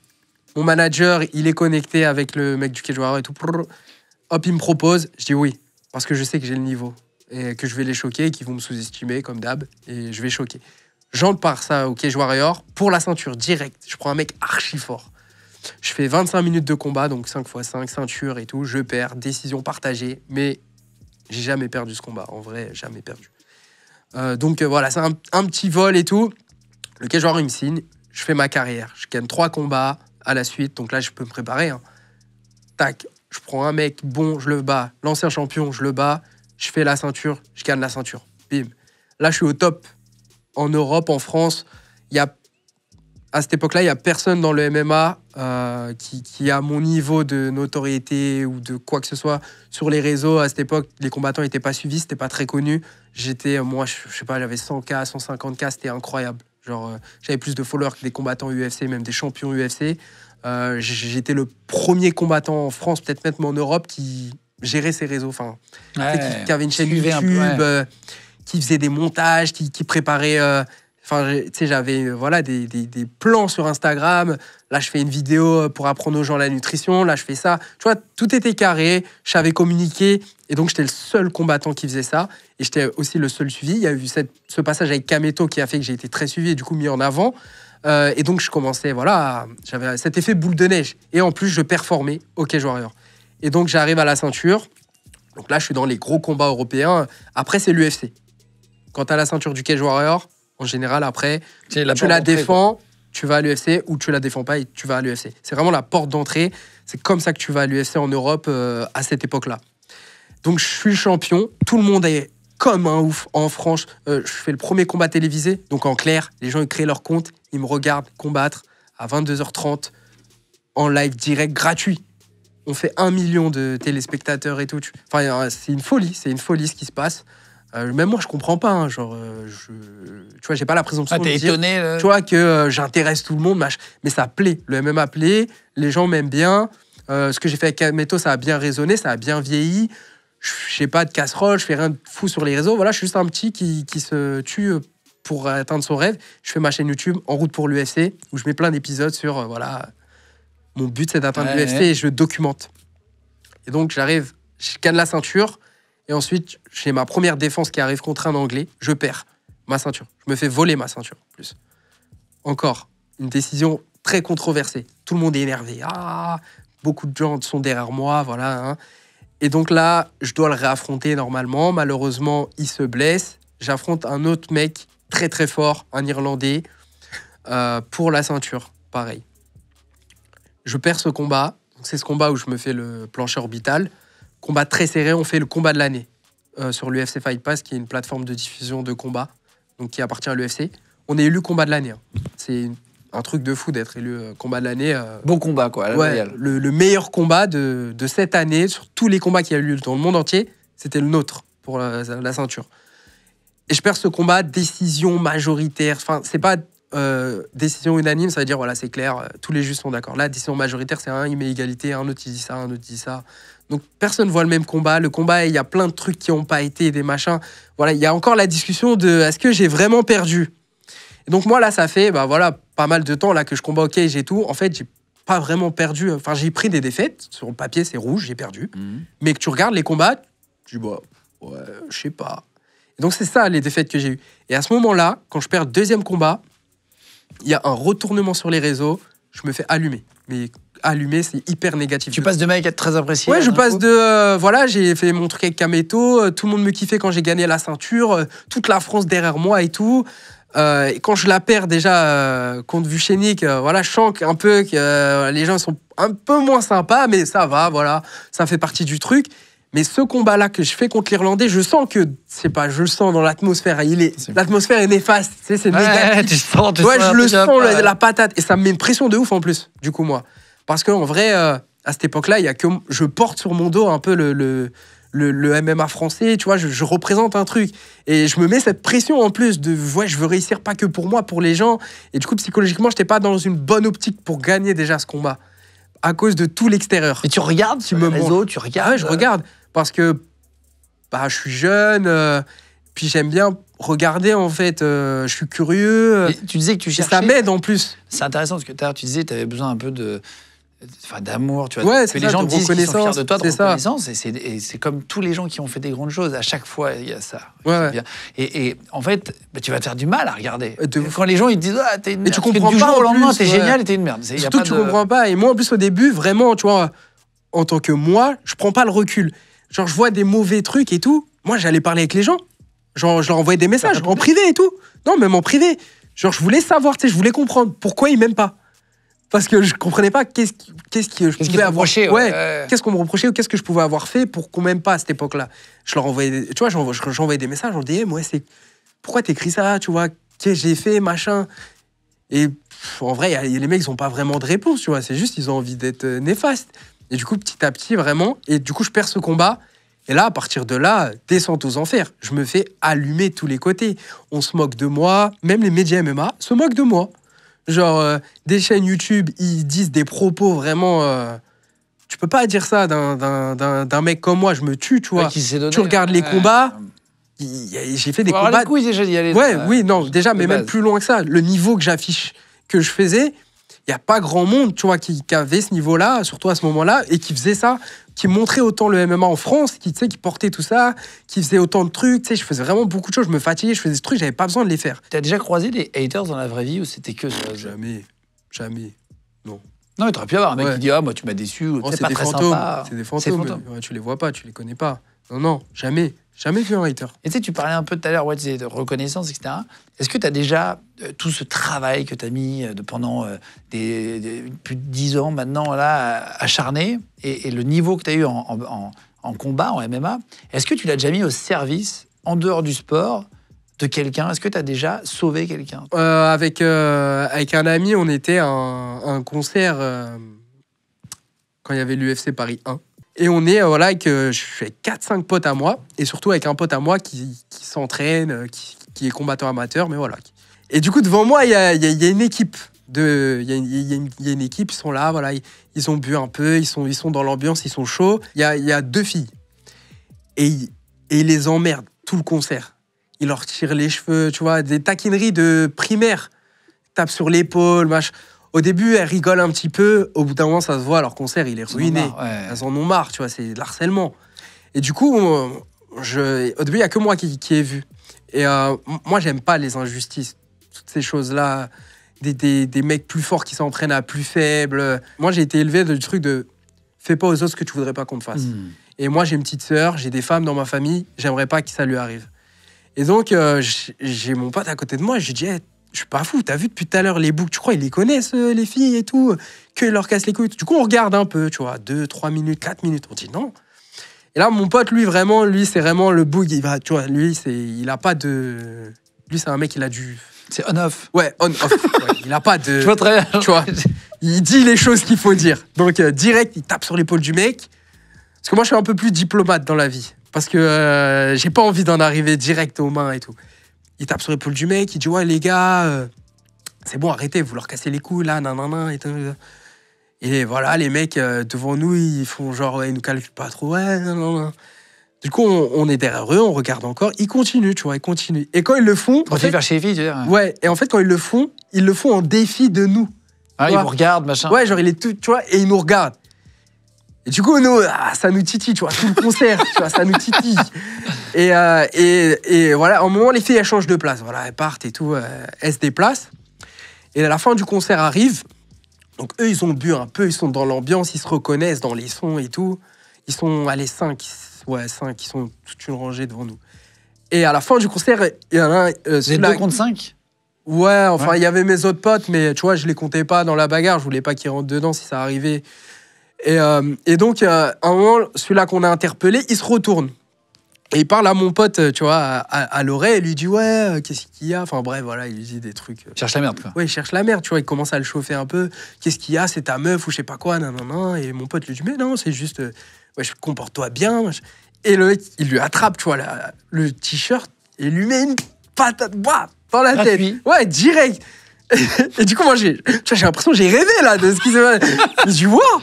Et du coup, mon pote direct, il a l'habitude de prendre des coups. Donc, quand il se prend la droite, il se la prend, mais il finit pas KO ou il est pas choqué. Et, tu vois, il a peur. Du coup, direct, il lui remet 2 coups. 1, 2, 1 chassé. Le mec, déjà, il sait plus trop ce qui se passe. Là, il y a ses 2 potes qui veulent rentrer dans l'histoire. Je mets une patate en descendant. Il se la prend dans le nez. Celui-là qui a frappé mon pote, ça lui pète le nez, tu vois. Il saigne du nez. Puis là, tous ses potes, ça les a arrêtés direct. Direct. Ils sont pas venus, les 3 autres? Ah non, il n'y a personne qui a sauté, il n'y a personne qui a rien fait. À partir de ce moment-là, il y en avait un qui il saignait du nez. Et puis moi et mon pote, on était déjà prêts parce que nous, on a senti le truc venir. Tu vois, tout le concert, on savait qu'à la sortie, il se passerait un truc. Du coup, on était prêts, on avait tout rangé. Voilà, nous, on est des gentils, mais voilà, faut pas nous emmerder. Et puis on sait se battre et genre on n'a pas peur de. Enfin, tu peux pas nous choquer. Si tu... Oui, ça va pas. Ce qui est dangereux et c'est, faut le dire aussi, c'est éviter de vous battre au maximum. Ah moi je me bats jamais. Parce que tu sais jamais si un mec a un couteau. Machin. Ouais. Aujourd'hui ça. Tu sais pas si un mec a un couteau. À pas se battre quoi. Tu sais pas si un mec a un couteau et tu sais pas c'est qui le mec devant toi. Pas sur un ring, exactement. Tu sais pas c'est qui. Genre justement par ma pratique, je sais que dans la rue il y a des gens ils sont dangereux. Non mais des ça mecs. Se voit pas. Oui, tu le. Non, il y a des gros dangereux. Tu sais pas, tu vois. Ça veut rien dire. Genre moi j'ai déjà vu des mecs qui sont arrivés petites lunettes, petites chemises et tout. Ils posent leurs affaires, ils plient, ils arrivent sur le tapis. Ils ressemblent à rien. Ils ont un vieux t-shirt. Ils sont même pas musclés. Bien sûr. Trop fort. Bien sûr. Genre t'as passé un mauvais moment avec. Faut faire attention. Et du coup, moi, de par ça... Dans l'autre sens, faut faire attention aussi. Ouais. Parce que j'ai fait des sports de combat toute ma vie, je me méfie de tout le monde dans la rue, et moi, je cherche pas à me battre. J'ai jamais fait de bagarre. C'est vraiment, cette bagarre, c'est... Ton unique bagarre. C'est mon unique bagarre. Je vois, au collège, je me suis battu, mais ça compte pas. Mais sinon, depuis, je suis pas de bagarre dehors, dans les transports, quoi que ce soit. Pas de bagarre. Hausser le ton avec des gens, oui, mais pas frapper. Ça te donne confiance en toi? Ouais. Faire ce sport aujourd'hui, ouais. On t'a jamais cherché la merde pour te provoquer parce que tu fais du MMA, tu sais, genre les mecs, ils se la racontent, machin, ils vont te chercher un peu. Non. Pour voir si tu démarres vite ou pas, non? Non, en soirée, t'as des mecs qui vont rigoler. Oui. Y a lourd, mais pas. Personne n'est cap, en fait. Les gens, ils ont pas de couilles. C'est vrai? Quand faut y aller, c'est plus pareil. Hein. Ouais. Moi, j'ai pas peur de me battre. Oui, ça te fait baba. Enfin, j'ai pas peur de prendre des coups. Mais comme tu dis, il faut pas y aller. Je suis pas stressé. Moi, et j'ai la flemme surtout de me battre, en fait, déjà dehors. Je me bats tous les jours. Genre, tu vois, c'est comme si. Est-ce que tu as envie de faire des interviews là quand tu vas sortir? Moi, j'interviewe tout le monde tout le temps, mais en vrai, c'est vrai. Tu sais quoi, quand je dîne avec des potes et tout, souvent il y en a qui me disent tu fais une interview quoi, parce que je m'intéresse aux gens. Bon, faut prendre un autre exemple. Non, mais tu vois, un nageur. Ouais, il a pas envie. Il a pas envie d'aller nager à la plage. Non, il a pas envie de faire un 200 mètres contre un mec à la plage, tu vois. Il ne va pas dans l'eau. Non, il va flotter dans l'eau. Pire, il va flotter. Mais il va se mettre à la piscine avec ses potes, les bras sur le bord, il va discuter. Mais il a pas envie d'aller dans l'eau, c'est pas un plaisir. Non, parce que moi, je sais ce que ça implique de se battre. Et la plupart des gens qui veulent se battre dehors, ils savent pas vraiment ce que ça implique. Ça blesse, ça fait mal, et ça peut aller très loin. Tu sais pas jusqu'où ça va. Ça peut aller très loin. On va terminer avec le bob dans 2 minutes. On est en train de le préparer. Il y a 3 sportifs qui vont venir, qui vont taper dedans. Donc c'est un bonhomme fait exprès pour taper, le bob, une sorte de punching ball, mais en version humaine. Juste avant, on va terminer 1 minute sur justement, tu signes à l'UFC, tu réalises ton rêve. Comment ça se passe? En fait, c'est un moment de ma vie où j'ai eu beaucoup de doutes, du coup, tu vois. Il y a eu la première période, voilà, où j'ai enchaîné les 3 défaites. Après, j'ai beaucoup gagné. Ensuite, j'ai gagné, perdu, gagné. Et là, au Cage Warrior, le moment le plus important, je gagne, je prends la ceinture, je perds 2 fois de suite. Mais franchement, je pense que tu pourrais demander à ce moment-là, parce que tu vois, on repart dans le passé, tu fais des interviews de mecs dans le milieu, il n'y a personne qui aurait dit que j'aurais signé à l'UFC. Et c'est aussi pour ça qu'il y avait beaucoup de négativité autour de moi. C'est-à-dire qu'à partir de ce moment-là, tout le monde est tombé, vas-y, il ira jamais à l'UFC, lui. Et du coup, c'était ancré dans la tête des gens que déjà, c'est pas possible. T'as pris 2 défaites ou t'as tant de défaites, ton record, c'est ça. Tu peux pas signer à l'UFC. Les gens aiment bien enterrer aussi. Enterrer, c'est ça. On m'a enterré. Dire, mais vraiment, on m'a apporté et après, on m'a enterré. Et bien. Mais moi, j'ai jamais lâché. Et j'ai tellement travaillé pour en arriver là que je me disais, si je signe pas maintenant, je signerai dans 3 ans. Mais comment on signe à l'UFC? C'est eux qui t'appellent? C'est compliqué. C'est ça qui est dur, en fait. C'est qu'il n'y a pas de recette. Il n'y a pas de... faut être fort. Et toi, ça se passe comment? Il y a beaucoup de forts, ouais. Bah, moi, ça se passe de toute ma carrière, enfin la deuxième partie de carrière, je l'ai construit pour signer à l'UFC. Donc j'ai refusé beaucoup de choses, d'opportunités, d'argent. J'aurais pu pas aller à l'UFC, aller dans d'autres organisations pour être beaucoup mieux payé. Parce qu'en Europe, je suis connu dans le... Je parle pas connu sur les réseaux, je parle connu en tant que combattant. Le fait que je combatte sur une carte, ça vaut quelque chose. Donc il y a beaucoup d'organisations qui me voulaient pour ça, et parce que j'apportais aussi ce truc des réseaux sociaux à côté. Tu vois, je suis bankable et tout. Donc, j'ai eu des propositions. Je pouvais combattre pour beaucoup d'argent. Et j'ai commencé sport parce que je l'aimais. Et après, j'ai vu l'UFC et je dis, je veux combattre là-bas. Et je voulais pas trahir ce rêve et cette promesse. Et j'ai fait une chaîne YouTube avec une série qui s'appelait En route vers l'UFC. Tu vois, j'avais pas le droit de pas y aller. Ça serait mentir, tu vois. Ouais. Et je pouvais pas. Et même moi, c'était genre... un peu me serais voulu. Ouais, je m'en serais voulu, je me serais un peu mentir. Je me serais dit dans un coin de ma tête, t'as pas tout donné pour Je suis pas allé jusqu'au bout. Je suis pas allé jusqu'au bout. Et du coup, voilà, j'étais au Cage Warrior, je prends les 2 défaites.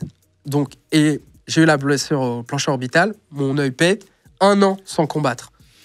C'est long. Le MMA devient légal en France, UFC pas rien. Moi, j'ai 2 défaites, un œil pété, tout le monde dit, ouais, vas-y lui, tu vois. Moi, avec mon manager, donc cette époque, donc Guillaume Pelletier et Graham Boylan, qui est le président du Cage Warrior, donc ils sont co-managers avec moi. Donc moi, je parlais avec Graham. Graham, c'est pour le représenter un peu dans le MMA en Europe, il a mis énormément de combattants à l'UFC. Il sait de quoi il parle. Il connaît le MMA. Donc moi, c'est à lui que je me suis adressé. Je dis, est-ce que tu penses que je peux encore signer? Il m'a dit, bah oui. Mais vraiment comme ça. Hein. J'étais dans sa voiture, il m'avait emmené en Californie et il dit, bah oui, tu peux. Je dis non, parce que je sais pas, moi, tu vois, j'écoutais un peu les gens, tu vois, je prends de la vie et tout, je commence à vieillir. J'avais 26, 27. Je me dis là, il faut que je fasse les bons choix pour pouvoir continuer à vivre du MMA, parce que c'est cool le Cage Warrior, mais ça paye pas assez. Et il me dit non, fais-moi confiance, en 1 an, on peut te faire signer, mais t'as plus le droit de perdre. Tu dois gagner tous tes combats et tu dois finir tout le monde. Je dis ok. Et du coup, je reviens de ma blessure. Le matchmaker du Cage Warrior, il me met un combat, mais vraiment très dur, contre le numéro 1 tchèque ou polonais, non pas polonais, tchèque je crois, le numéro 1 tchèque de Makate. Et ils le font venir au Cage Warrior juste pour moi, pour mon retour. J'ai pris 2 défaites, c'est lui mon retour, c'est le numéro 1. Je fais un combat, donc c'est un 3 rounds, je fais un combat, je finis lessivé à la fin, je gagne, décision partagée, j'ai cru que j'allais perdre encore à la décision, tu vois, j'ai eu trop peur. Alors que je le domine, tu vois, tout le combat. Mais je fais pas un combat, voilà, hyper propre. Je me cherche encore. Je gagne ce combat et ensuite j'enchaîne 3 victoires ou 2 d'affilée. Je mets KO sur KO. Paf, paf. Et des KO... Solide. Ouais, solide, méchant. Je suis méchant. En fait, je suis énervé, je suis revanchard. Non, c'est que t'es dos au mur, c'est différent. Ouais, tu l'as bien dit. Je pense que c'est quand t'es dos au mur que t'es le plus fort. En fait, je suis vraiment dos au mur. C'est genre, c'est vraiment ma dernière chance, là. Et il y a très peu de gens qui se rendaient compte vraiment, même je pense dans mon entourage, de ce que je vivais. Genre chaque matin, je me levais et la pression. Tu vois. Ça serait ton drame personnel si tu n'y arrivais pas. Bah, ouais, pas loin de la mort, tu vois. Pour moi, pas loin de la mort. Genre je fais quoi? T'es fou. Je fais quoi après? Parce qu'en plus, du coup, t'as cette rage-là et là, tu vas. J'ai une rage ouf. J'y vais à fond. Je les allume tous. Comment t'apprends alors? Ça marche, mais comment t'apprends? Attends, j'arrive. J'arrive. Et du coup, tac, non, mais attends, dans l'histoire, j'ai des combats annulés et tout. Hein. Tout se passe pas aussi bien que ça. Mais bref, je gagne. Et là, on arrive à juillet. Donc, l'UFC Paris, c'est le 2 septembre. Et moi, je sais que si je veux signer à l'UFC, c'est par la porte UFC Paris. Parce que je suis français, je suis hyper connu en France, j'ai été champion au Cage Warrior, enfin voilà. En fait, pour signer à l'UFC, il faut mettre toutes les chances de ton côté pour qu'ils aient envie de te signer pour un moment, pour le public, que tu leur apportes quelque chose en fait. Et donc j'avais le niveau, la fame, la hype, les finishes, tout. Mais maintenant, le problème, c'est un petit peu le record. Voilà. J'ai un petit peu de défaite, c'est un peu relou, ça, aux yeux pas de l'UFC, mais plus aux yeux du public, tu vois. Il faut politiquement... Et donc... le but au Cage Warrior, c'est qu'il faut que j'enchaîne les victoires pour avoir un record de ouf et surtout beaucoup de finish. Et là, on est le 21 juillet. Putain. Je fais mon dernier combat au Cage Warrior. Je bats un Brésilien, je le mets KO. 3e round. Là, la caméra, elle me filme et tout. Je dis, ouais, je veux combattre à l'UFC Paris, signez-moi, c'est bon, je suis prêt, non, non, non. Là, ça y est, j'en fais des tonnes, tu vois. Je leur dis, je suis prêt à l'UFC. Profite de l'exposition. Ouais, je suis prêt. Je sais que l'UFC Paris, c'est dans 1 mois 5 et semaines, demi. Ouais. 6 semaines. Et du coup, vraiment, le plan, c'est ça. Tu vois. Et l'été, quand j'étais avec mon manager dans la voiture, on dit, hey, le but, c'est l'UFC Paris. Il faut que j'enchaîne les combats avant pour avoir 4 victoires avant l'UFC Paris et que des finishes. Et après, tu sais pas. Tu vois, c'est ça le truc. C'est après, tu sais pas. C'est genre, toi, t'as fait ta part du marché, maintenant, tu sais pas. Et là, on est donc 21 juillet. Le mec, je le finis. Là, ça fait 2 semaines. On est le 2 août. 2 août. C'est l'anniversaire d'un de mes potes. On est au resto. Mon manager m'envoie un message.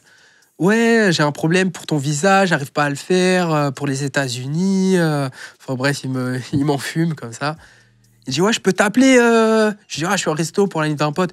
Non, mais je t'appelle rapide vers 22, 23 heures. Je dis, ok. Tac, je sors du resto. Il m'appelle. Tac, il m'appelle en FaceTime. Ouais, ça va. Ouais, du coup, tu pourras plus jamais combattre au Cage Warrior. Et tu vois, il me dit ça. Je comprends pas. Du coup, je rigole, tu vois. C'est un peu un rire nerveux. Genre, mais qu'est-ce qu'il raconte? Si c'est vrai, merde. Tu vois, ouais, d'un côté, je me dis, mais pourquoi il dit ça? C'est un ouf. Et là, il me montre un gant UFC. Il me dit, c'est bon, t'es un combattant UFC. Franchement, j'ai pas réalisé. Hein. T'as pas pleuré? Enfin, non, j'étais. C'était tellement ton rêve. Tu vois, j'étais content, j'ai souri. Putain, ça y est. est. Ouais, c'est ça. Voilà. Et du coup, je rentre dans le restaurant tout seul, tu vois, comme ça. Je m'assois, tu vois, sur ma chaise. Je me dis, putain, je fais quoi là? Parce que c'est l'anniversaire de mon pote. Tu vois, j'ai pas envie de lui voler son moment. C'est la vedette. Je les regarde, mais je peux pas leur dire. Parce que même eux, ils sont dans ce truc aussi avec moi que je signe à l'UFC. Puis là, je dis, bon, j'ai un truc à vous dire. Je suis désolé, je vais te voler ton anniv. C'est plus ton anniv, c'est le mien. Tu vois, ça y est, j'ai signé. Voilà, là, ma femme, elle pleure et tout. Mais non, j'ai pas pleuré et tout. En fait, direct, je me suis dit, bon, bah, c'est dans 4 semaines. Ah ouais, tu penses direct à la guerre, ouais. À la guerre qui arrive. Faut que je gagne. Il n'y a pas le choix, là. Bah ouais, parce que c'est con de te signer à l'UFC et de perdre à ton premier combat à Paris, à Bercy. Et moi, pour le coup, c'était mon retour en France. Et tu vas gagner? Ah, je gagne d'une façon, vraiment, je pense que je pouvais pas faire mieux. C'est-à-dire qu'on m'a enterré, je reviens, je gagne, je signe à l'UFC, alors que personne misait un peso. Juste avant, tu regardes, il y a des vidéos YouTube qui sortent qui disent que je ne signerai pas à l'UFC, tu vois, après mon combat. C'est marrant. Tu vois. Putain, c'est fou. Je me dis, ah ouais, ils y vont quand même, ils sont sûrs d'eux. Hein. Bah, je me dis, putain, je le prends mal. Hein. Tout ça, tu vois, je le prends quand même assez mal. Je signe. Puis là, je me prépare comme un ouf. En fait, moi, ça fait 10 ans que je me prépare pour ce moment. Et donc, je pars pas en vacances, quoi que ce soit. Je savais que peut-être j'allais combattre à l'UFC. C'est-à-dire que depuis le combat du 21 juillet, je suis resté prêt, moi. Je n'ai pas mangé, je suis pas parti en vacances. J'étais prêt pour, même si la veille de l'UFC, il y a un mec, je sais pas, il trébuche, il peut pas combattre. Moi, j'étais là, tu vois. Non, mais attends. La porte est fermée, tu passes pas. Je me suis préparé, tu vois, j'étais prêt au cas où pour rentrer. C'est-à-dire qu'il m'a appelé 48 heures avant, j'aurais fait le poids. Même chez moi, tu sais, j'aurais fait le cutting pour rien. Pour au cas où, si le jour il y a un mec qui rate le poids, je serais arrivé, je suis prêt, je suis au poids. Tu vois. C'était à ce point-là que j'étais prêt pour rentrer à l'UFC. Je rentre, il me signe, j'affronte un Italien, je le mets KO au premier round. C'est Manolo Zecchini, c'est ça. Je le mets KO au premier round avec des kicks au corps. Il y en a eu 3, je crois, des KO comme ça, comme j'ai fait avec un body kick. Franchement, je vais mettre un finish, c'est Mortal Kombat. Enfin, c'est de la violence, c'est trop. Enfin, vraiment, ce jour-là. De toute façon, j'étais intouchable ce jour-là. Tu vois, j'ai trop. T'avais trop attendu. Ouais, j'ai trop attendu, j'ai trop galéré, j'avais trop faim. Genre, ils pouvaient pas me battre chez moi à Paris. Moi, c'était mon retour à Paris. J'avais pas combattu en France depuis 7 ans, 8 ans. Le MMA, c'était pas légal, moi, quand je combattais en France. C'est-à-dire que le public français, il m'avait jamais vu combattre. C'est pas après ce combat où t'as eu un bonus exceptionnel? Oui. C'est ça, hein. Bonus Performance of the Night. Ouais, c'est combat de la soirée, quoi. Combat de la soirée, c'est Fight of the Night. Là, c'est vraiment bonus Performance of the Night. C'est pour le KO que j'ai fait. Ah oui. 50 000. Pour la beauté du geste. Pour la beauté, voilà. Pour la beauté de spectacle, ce que j'ai fait, 50 000. 50 000 $? 50 000 $. Parce que là en plus de ma prime. Là, tu disais avant, c'était 2 000 $ le combat. Ouais, c'était l'UFC, ça peut rien c'est plus. Hein. C'est quoi les fourchettes? Je Alors, fiche du prix exact. Non, mais. On s'imagine, ça donne des rêves aussi, tu vois. Ouais. Alors, ce qui est compliqué, en fait, dans notre sport, c'est que ça demande beaucoup et que tu gagnes pas tant que ça. Donc là, quand je dis 50 000, forcément, tout le monde est waouh. Mais de base, le contrat de base, quand tu signes à l'UFC, c'est 10 plus 10, 20 000. Si tu gagnes, si tu perds, c'est 10 000. Quand on dit 10 000 comme ça, c'est beaucoup. En vrai, nous, on n'est pas payé tous les mois, on n'a pas de salaire. Ah, c'est ça. 10 000. Tu peux faire 4 mois sans combat. 10 000, c'est Voilà, tiens, tes 10 000, maintenant débrouille-toi, on te rappelle dans 6 mois. Tu vois. Ouais, c'est pas. Ouais. Surtout si tu Ça, payes c'est un t'as perdu. entraîneur. Après, c'est lancé 20 000. Voilà, on te donne tes 20 000 et après, on te dit, bah. Là, voilà. tu prends 20 Allez, dans plus 6 mois. 50. Ouais. Allez, on se voit dans 6 mois. Et après, voilà, tu payes tes entraîneurs, tu payes les impôts, tu payes ton entraînement, tu payes. Ça Tu coûte prends cher. 70K en Ouais. un soir, là, ça En va un soir. changer la vie, ça fait du bien. Ah, ça fait Après du toutes bien. ces années de. De galère, ouais. Après, ça va, ok, je vois, je t'ai bien payé. Moi, je t'ai connu sur les réseaux. Ça fait longtemps que. Oui, que tu je gagnes ta gagne vie. de l'argent, que je vis de mon sport, ça va. Je suis pas. Je suis pas à plaindre. C'est 10 plus 10 pour tout le monde à l'UFC? Non. Non, en fait, quand tu signes, c'est 10 plus 10. Après, tu montes des paliers. Donc, quand tu gagnes, t'as à chaque victoire, tu gagnes plus au combat d'après. Par exemple, 10, après 12, après. Ah oui, d'accord, d'accord. Tu vois. C'est un Et tu escalier, signes quoi. pour 4 combats. Ensuite, une fois que tes 4 combats ils sont finis, Tu renégocies. tu renégocies à la hausse ton contrat. Pas à la baisse, parce que là, tu es déjà au plus bas de ce qui est faisable. À la hausse. Après, attention, tu peux pas être négocié de ouf. Hein. Et aussi, l'UFC, ils peuvent dire non, c'est bon pour nous, on te veut plus. Au bout de 4 combats. Ou même 3. Hein. Ils peuvent te virer un peu quand ils veulent, l'UFC. Par contre, toi, en tant que combattant, tu peux pas partir quand tu veux. Bah, tu vois, il y a un déséquilibre des forces Ouais, bien sûr, comme ça bien sûr. dans notre milieu. Et après, bah, voilà, tu renégocies. Au bout de 4 combats, tu renégocies. Donc, bah, faut espérer que tes 4 combats ils soient bien passés pour renégocier un meilleur contrat au 4e combat. Après, ça dépend. Il y a des noms qui se font signer sur des contrats plus hauts. Parce qu'avant, ils ont réalisé des choses où ils sont hyper connus ou machin. Ils vont signer à plus que 10-10. Ils vont signer à beaucoup plus. Mais c'est pas non plus mirobolant. C'est vraiment la méritocratie là-bas. Tu leur prouves et ensuite, ils te donnent. Il y a une vraie haine quand vous vous regardez ou c'est que du show ou parfois il y a vraiment un truc de je vais te défoncer quand même. Ah non, on se regarde dans le fond de l'âme. Tu sais, j'essaie vraiment de sonder le mec. Donc, on se regarde Pas gentiment. pas gentiment, non. Avec C'est pas du show, quoi. intensément. Non, en fait, avant qu'on soit face à face, c'est du show. Tu montes sur la pesée, ouais, non. Mais dès que tu tournes et que tu regardes le mec, bah toi, tu sais que demain, toi et moi, on va s'en mettre plein la tête. Donc là, tu essayes de l'intimider un peu par ta prestance, par ton regard, mais tu essayes aussi de lire ses intentions, de lire en lui. S'il est solide ou pas. C'est ça, de voir s'il est prêt, s'il est stressé, quoi que ce soit. Et tu essaies de prendre le maximum et tu essaies de lui imposer beaucoup. Après, chacun vit son face-off de la manière dont il préfère. Mais ouais, non, c'est un moment très très sérieux, le droit dans les yeux. Là, tu as 2 victoires, 1 défaite, c'est ça pour l'instant? C'est ça, j'ai 3 combats, 2 victoires, 1 défaite par décision partagée encore, tu vois, à Vegas, où on peut encore dire pas sûr. Prochain combat, c'est Nathaniel Wood en mars. Nathaniel Wood en mars. Combattant qui a 3 fois plus de combats que toi, plus d'expérience À l'UFC. Ouais. Tu le sens comment? Bah écoute, c'est un très beau combat, un bon combat, c'est un bon nom. Il est anglais, c'est à Londres. C'est aussi un ancien champion du Cage Warrior, donc lui et moi on se connaît. Je connais son club, je me suis déjà entraîné une journée là-bas et tout. Je pensais pas que je l'affronterais maintenant, parce que c'est vraiment... comment dire, il y a des générations de combattants, on va dire, et il y a des classements. Et t'as des mecs, par exemple, qui sont à 15 combats à l'UFC, 12, ils vont pas affronter un mec qui vient juste de rentrer à l'UFC, qui a 3 combats. C'est un peu tôt, tu veux dire pour... Ouais, parce que ça lui apporte rien, t'es pas encore un nom, t'es dangereux. Enfin, tu vois, il y a beaucoup de politique aussi, c'est du management de carrière, tu vois. T'as les managers qui entrent en jeu, pourquoi on va le faire affronter lui? Et du coup, je pensais pas que j'aurais un nom comme ça... aussi vite, mais en fait, les performances que je fais, donc, tu vois, j'ai eu un bonus à mon premier combat, mais là, moi, en fait, j'en ai 3. J'en ai eu 3 à la suite. Tous mes combats, j'ai eu un bonus. Parce que mes 2 victoires, c'est 2 KO, et le combat que je perds, c'est le Fight of the Night de... 50 000 pour chacun? 50 000 pour chacun. Ah, c'est bien. T'es stressé avant mars, là, ou pas? J'ai l'impression, bien sûr, parce que c'est un combat très sérieux. C'est-à-dire que c'est un combat qui va m'ouvrir des portes pour aller encore plus haut et surtout très vite.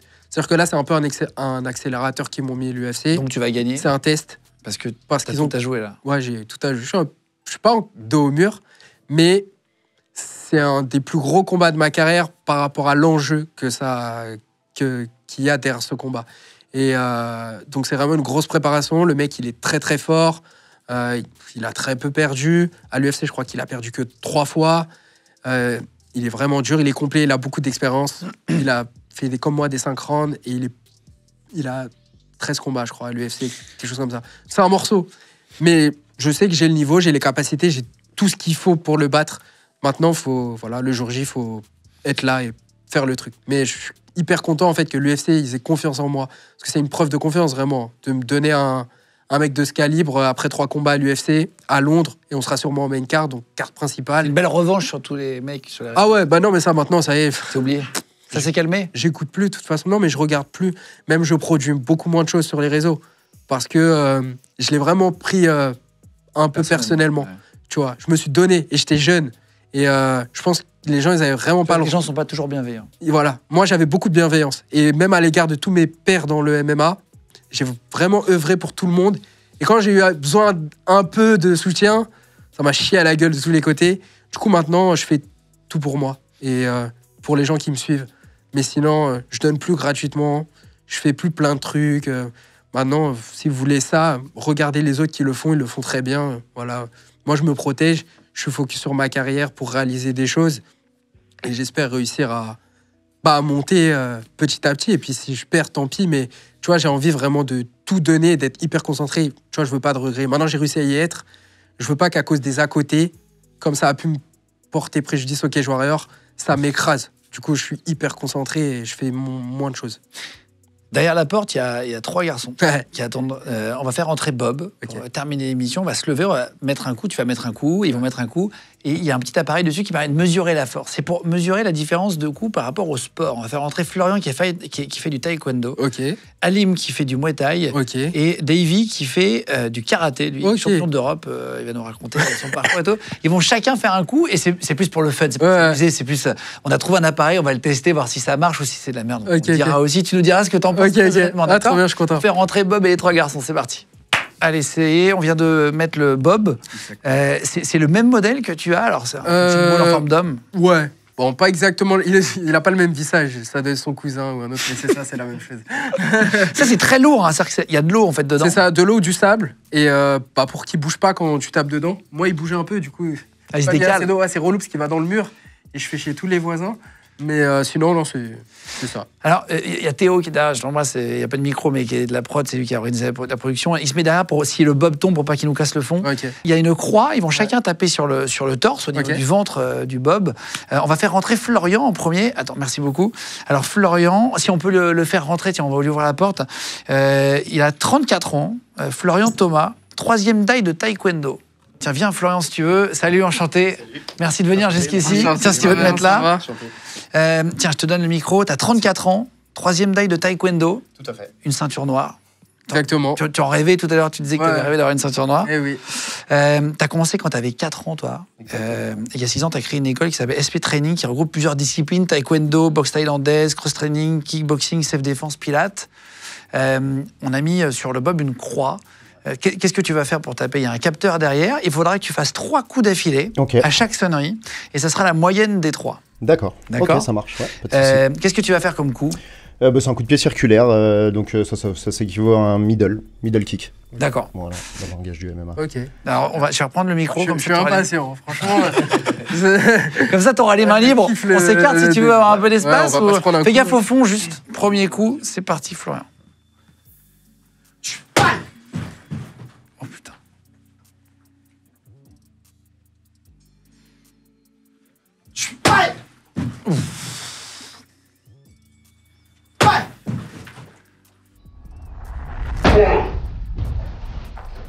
Alors là, ça va calculer du coup. Tiens, je te redonne le micro juste 2 secondes. C'est génial. Merci.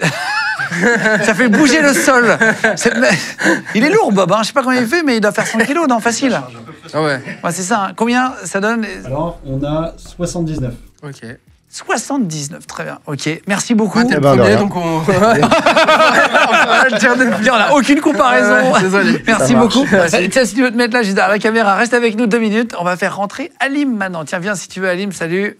Bienvenue. Salut, enchanté. Enchanté. Salut, ça va? Enchanté. Alim Kouki, tiens, je te donne le micro. 43 ans, combattant Muay Thai semi-pro. C'est ça, à la retraite. Hein. À la retraite? Ouais, 43 ans, ça y est, ouais. C'est à quel âge on prend sa retraite en MMA? Ça dépend les KT, mais on va dire la moyenne, allez, 37, c'est bon. 37 déjà. Ouais, 37, 38. tu Comme le commences à foot, te en faire fait, vieux. en vrai. Ouais. C'est ça, 37. Plus de 40, c'est très, très, très, très. Il y en a ou pas? Il y en a, mais ça va être des poids lourds. Toi, tu as commencé en 2001. Ouais, Tu en as Muay fait Thai. en niveau semi-pro. Et en C'est 2018, tu as fondé le Love Boxing Paris. C'est une salle de Muay Thai située à Ouais. Paris. Ouais. Il y a 2 salles, une dans le 11e et 18e. Le Muay Thai, il faut être très puissant sur les jambes. Ouais, mais il y a aussi du corps à corps, il y a les coups de coude. En fait, c'est la boxe pied-point la plus complète. On va te demander, si tu veux bien, mettre 3 coups au niveau de la croix sur le bob. On va regarder le score. Le score d'avant de Florian, c'était combien? 79 79. Écoute, c'est quand tu veux. Bob t'attend. Vas-y, deuxième coup pour Halim.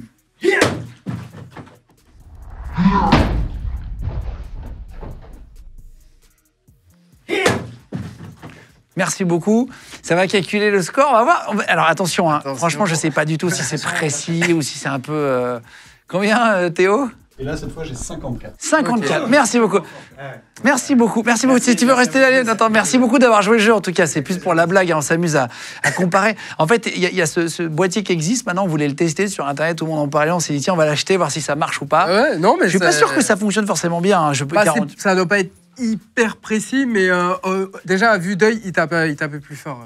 Est-ce que la machine à coup de poing à la foire, par exemple, c'est de la merde, non, en termes de trucs? Ou Ouais, est-ce que ouais. tu vois quand même un mec Non, qui tape en fort? fait, il y a un niveau où les mecs qui tapent fort, ça va passer, je sais pas, on va dire 800. Mais après, tu sais, vraiment, pour battre le record, ça, c'est toi et ta chance, c'est aléatoire. C'est aléatoire, le truc. Oui, le capteur, c'est pas hyper Ouais, précis, bah quoi. non, bah c'est un truc de fête foraine, c'est pas...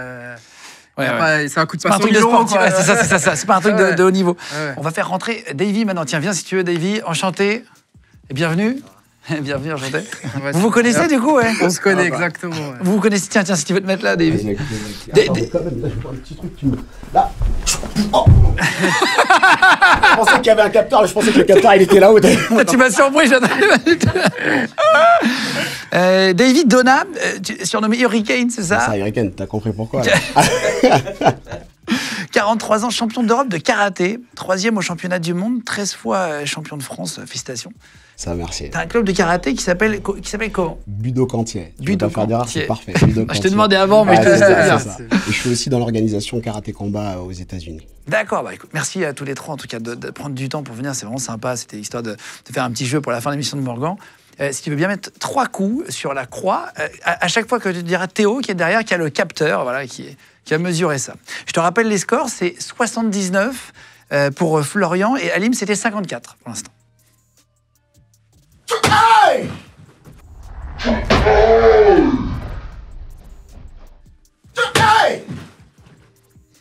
Ça tape fort aussi. Ouais, c'est top fort, là. Merci beaucoup, hein, David Donnet, 3e. Voilà, là maintenant ça va calculer. Merci beaucoup. Il a mis beaucoup de cœur, David. Attends, reste là, on va te donner le score quand même. Attends, tiens, pardon.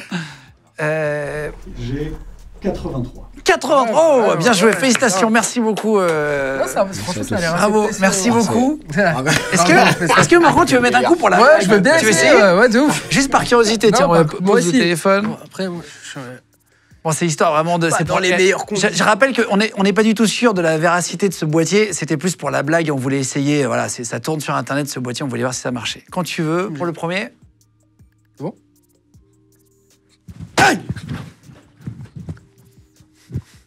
Aïe! Non, t'es trop tôt. Ah ouais, merde. Il a vraiment envie d'en découdre avec le bob. Je me suis emballé, désolé. Vas-y, deuxième, c'est bon? Vas-y. Aïe! Attends, vas-y Théo, tu nous dis, hein. Toujours pas. Vas-y. Aïe!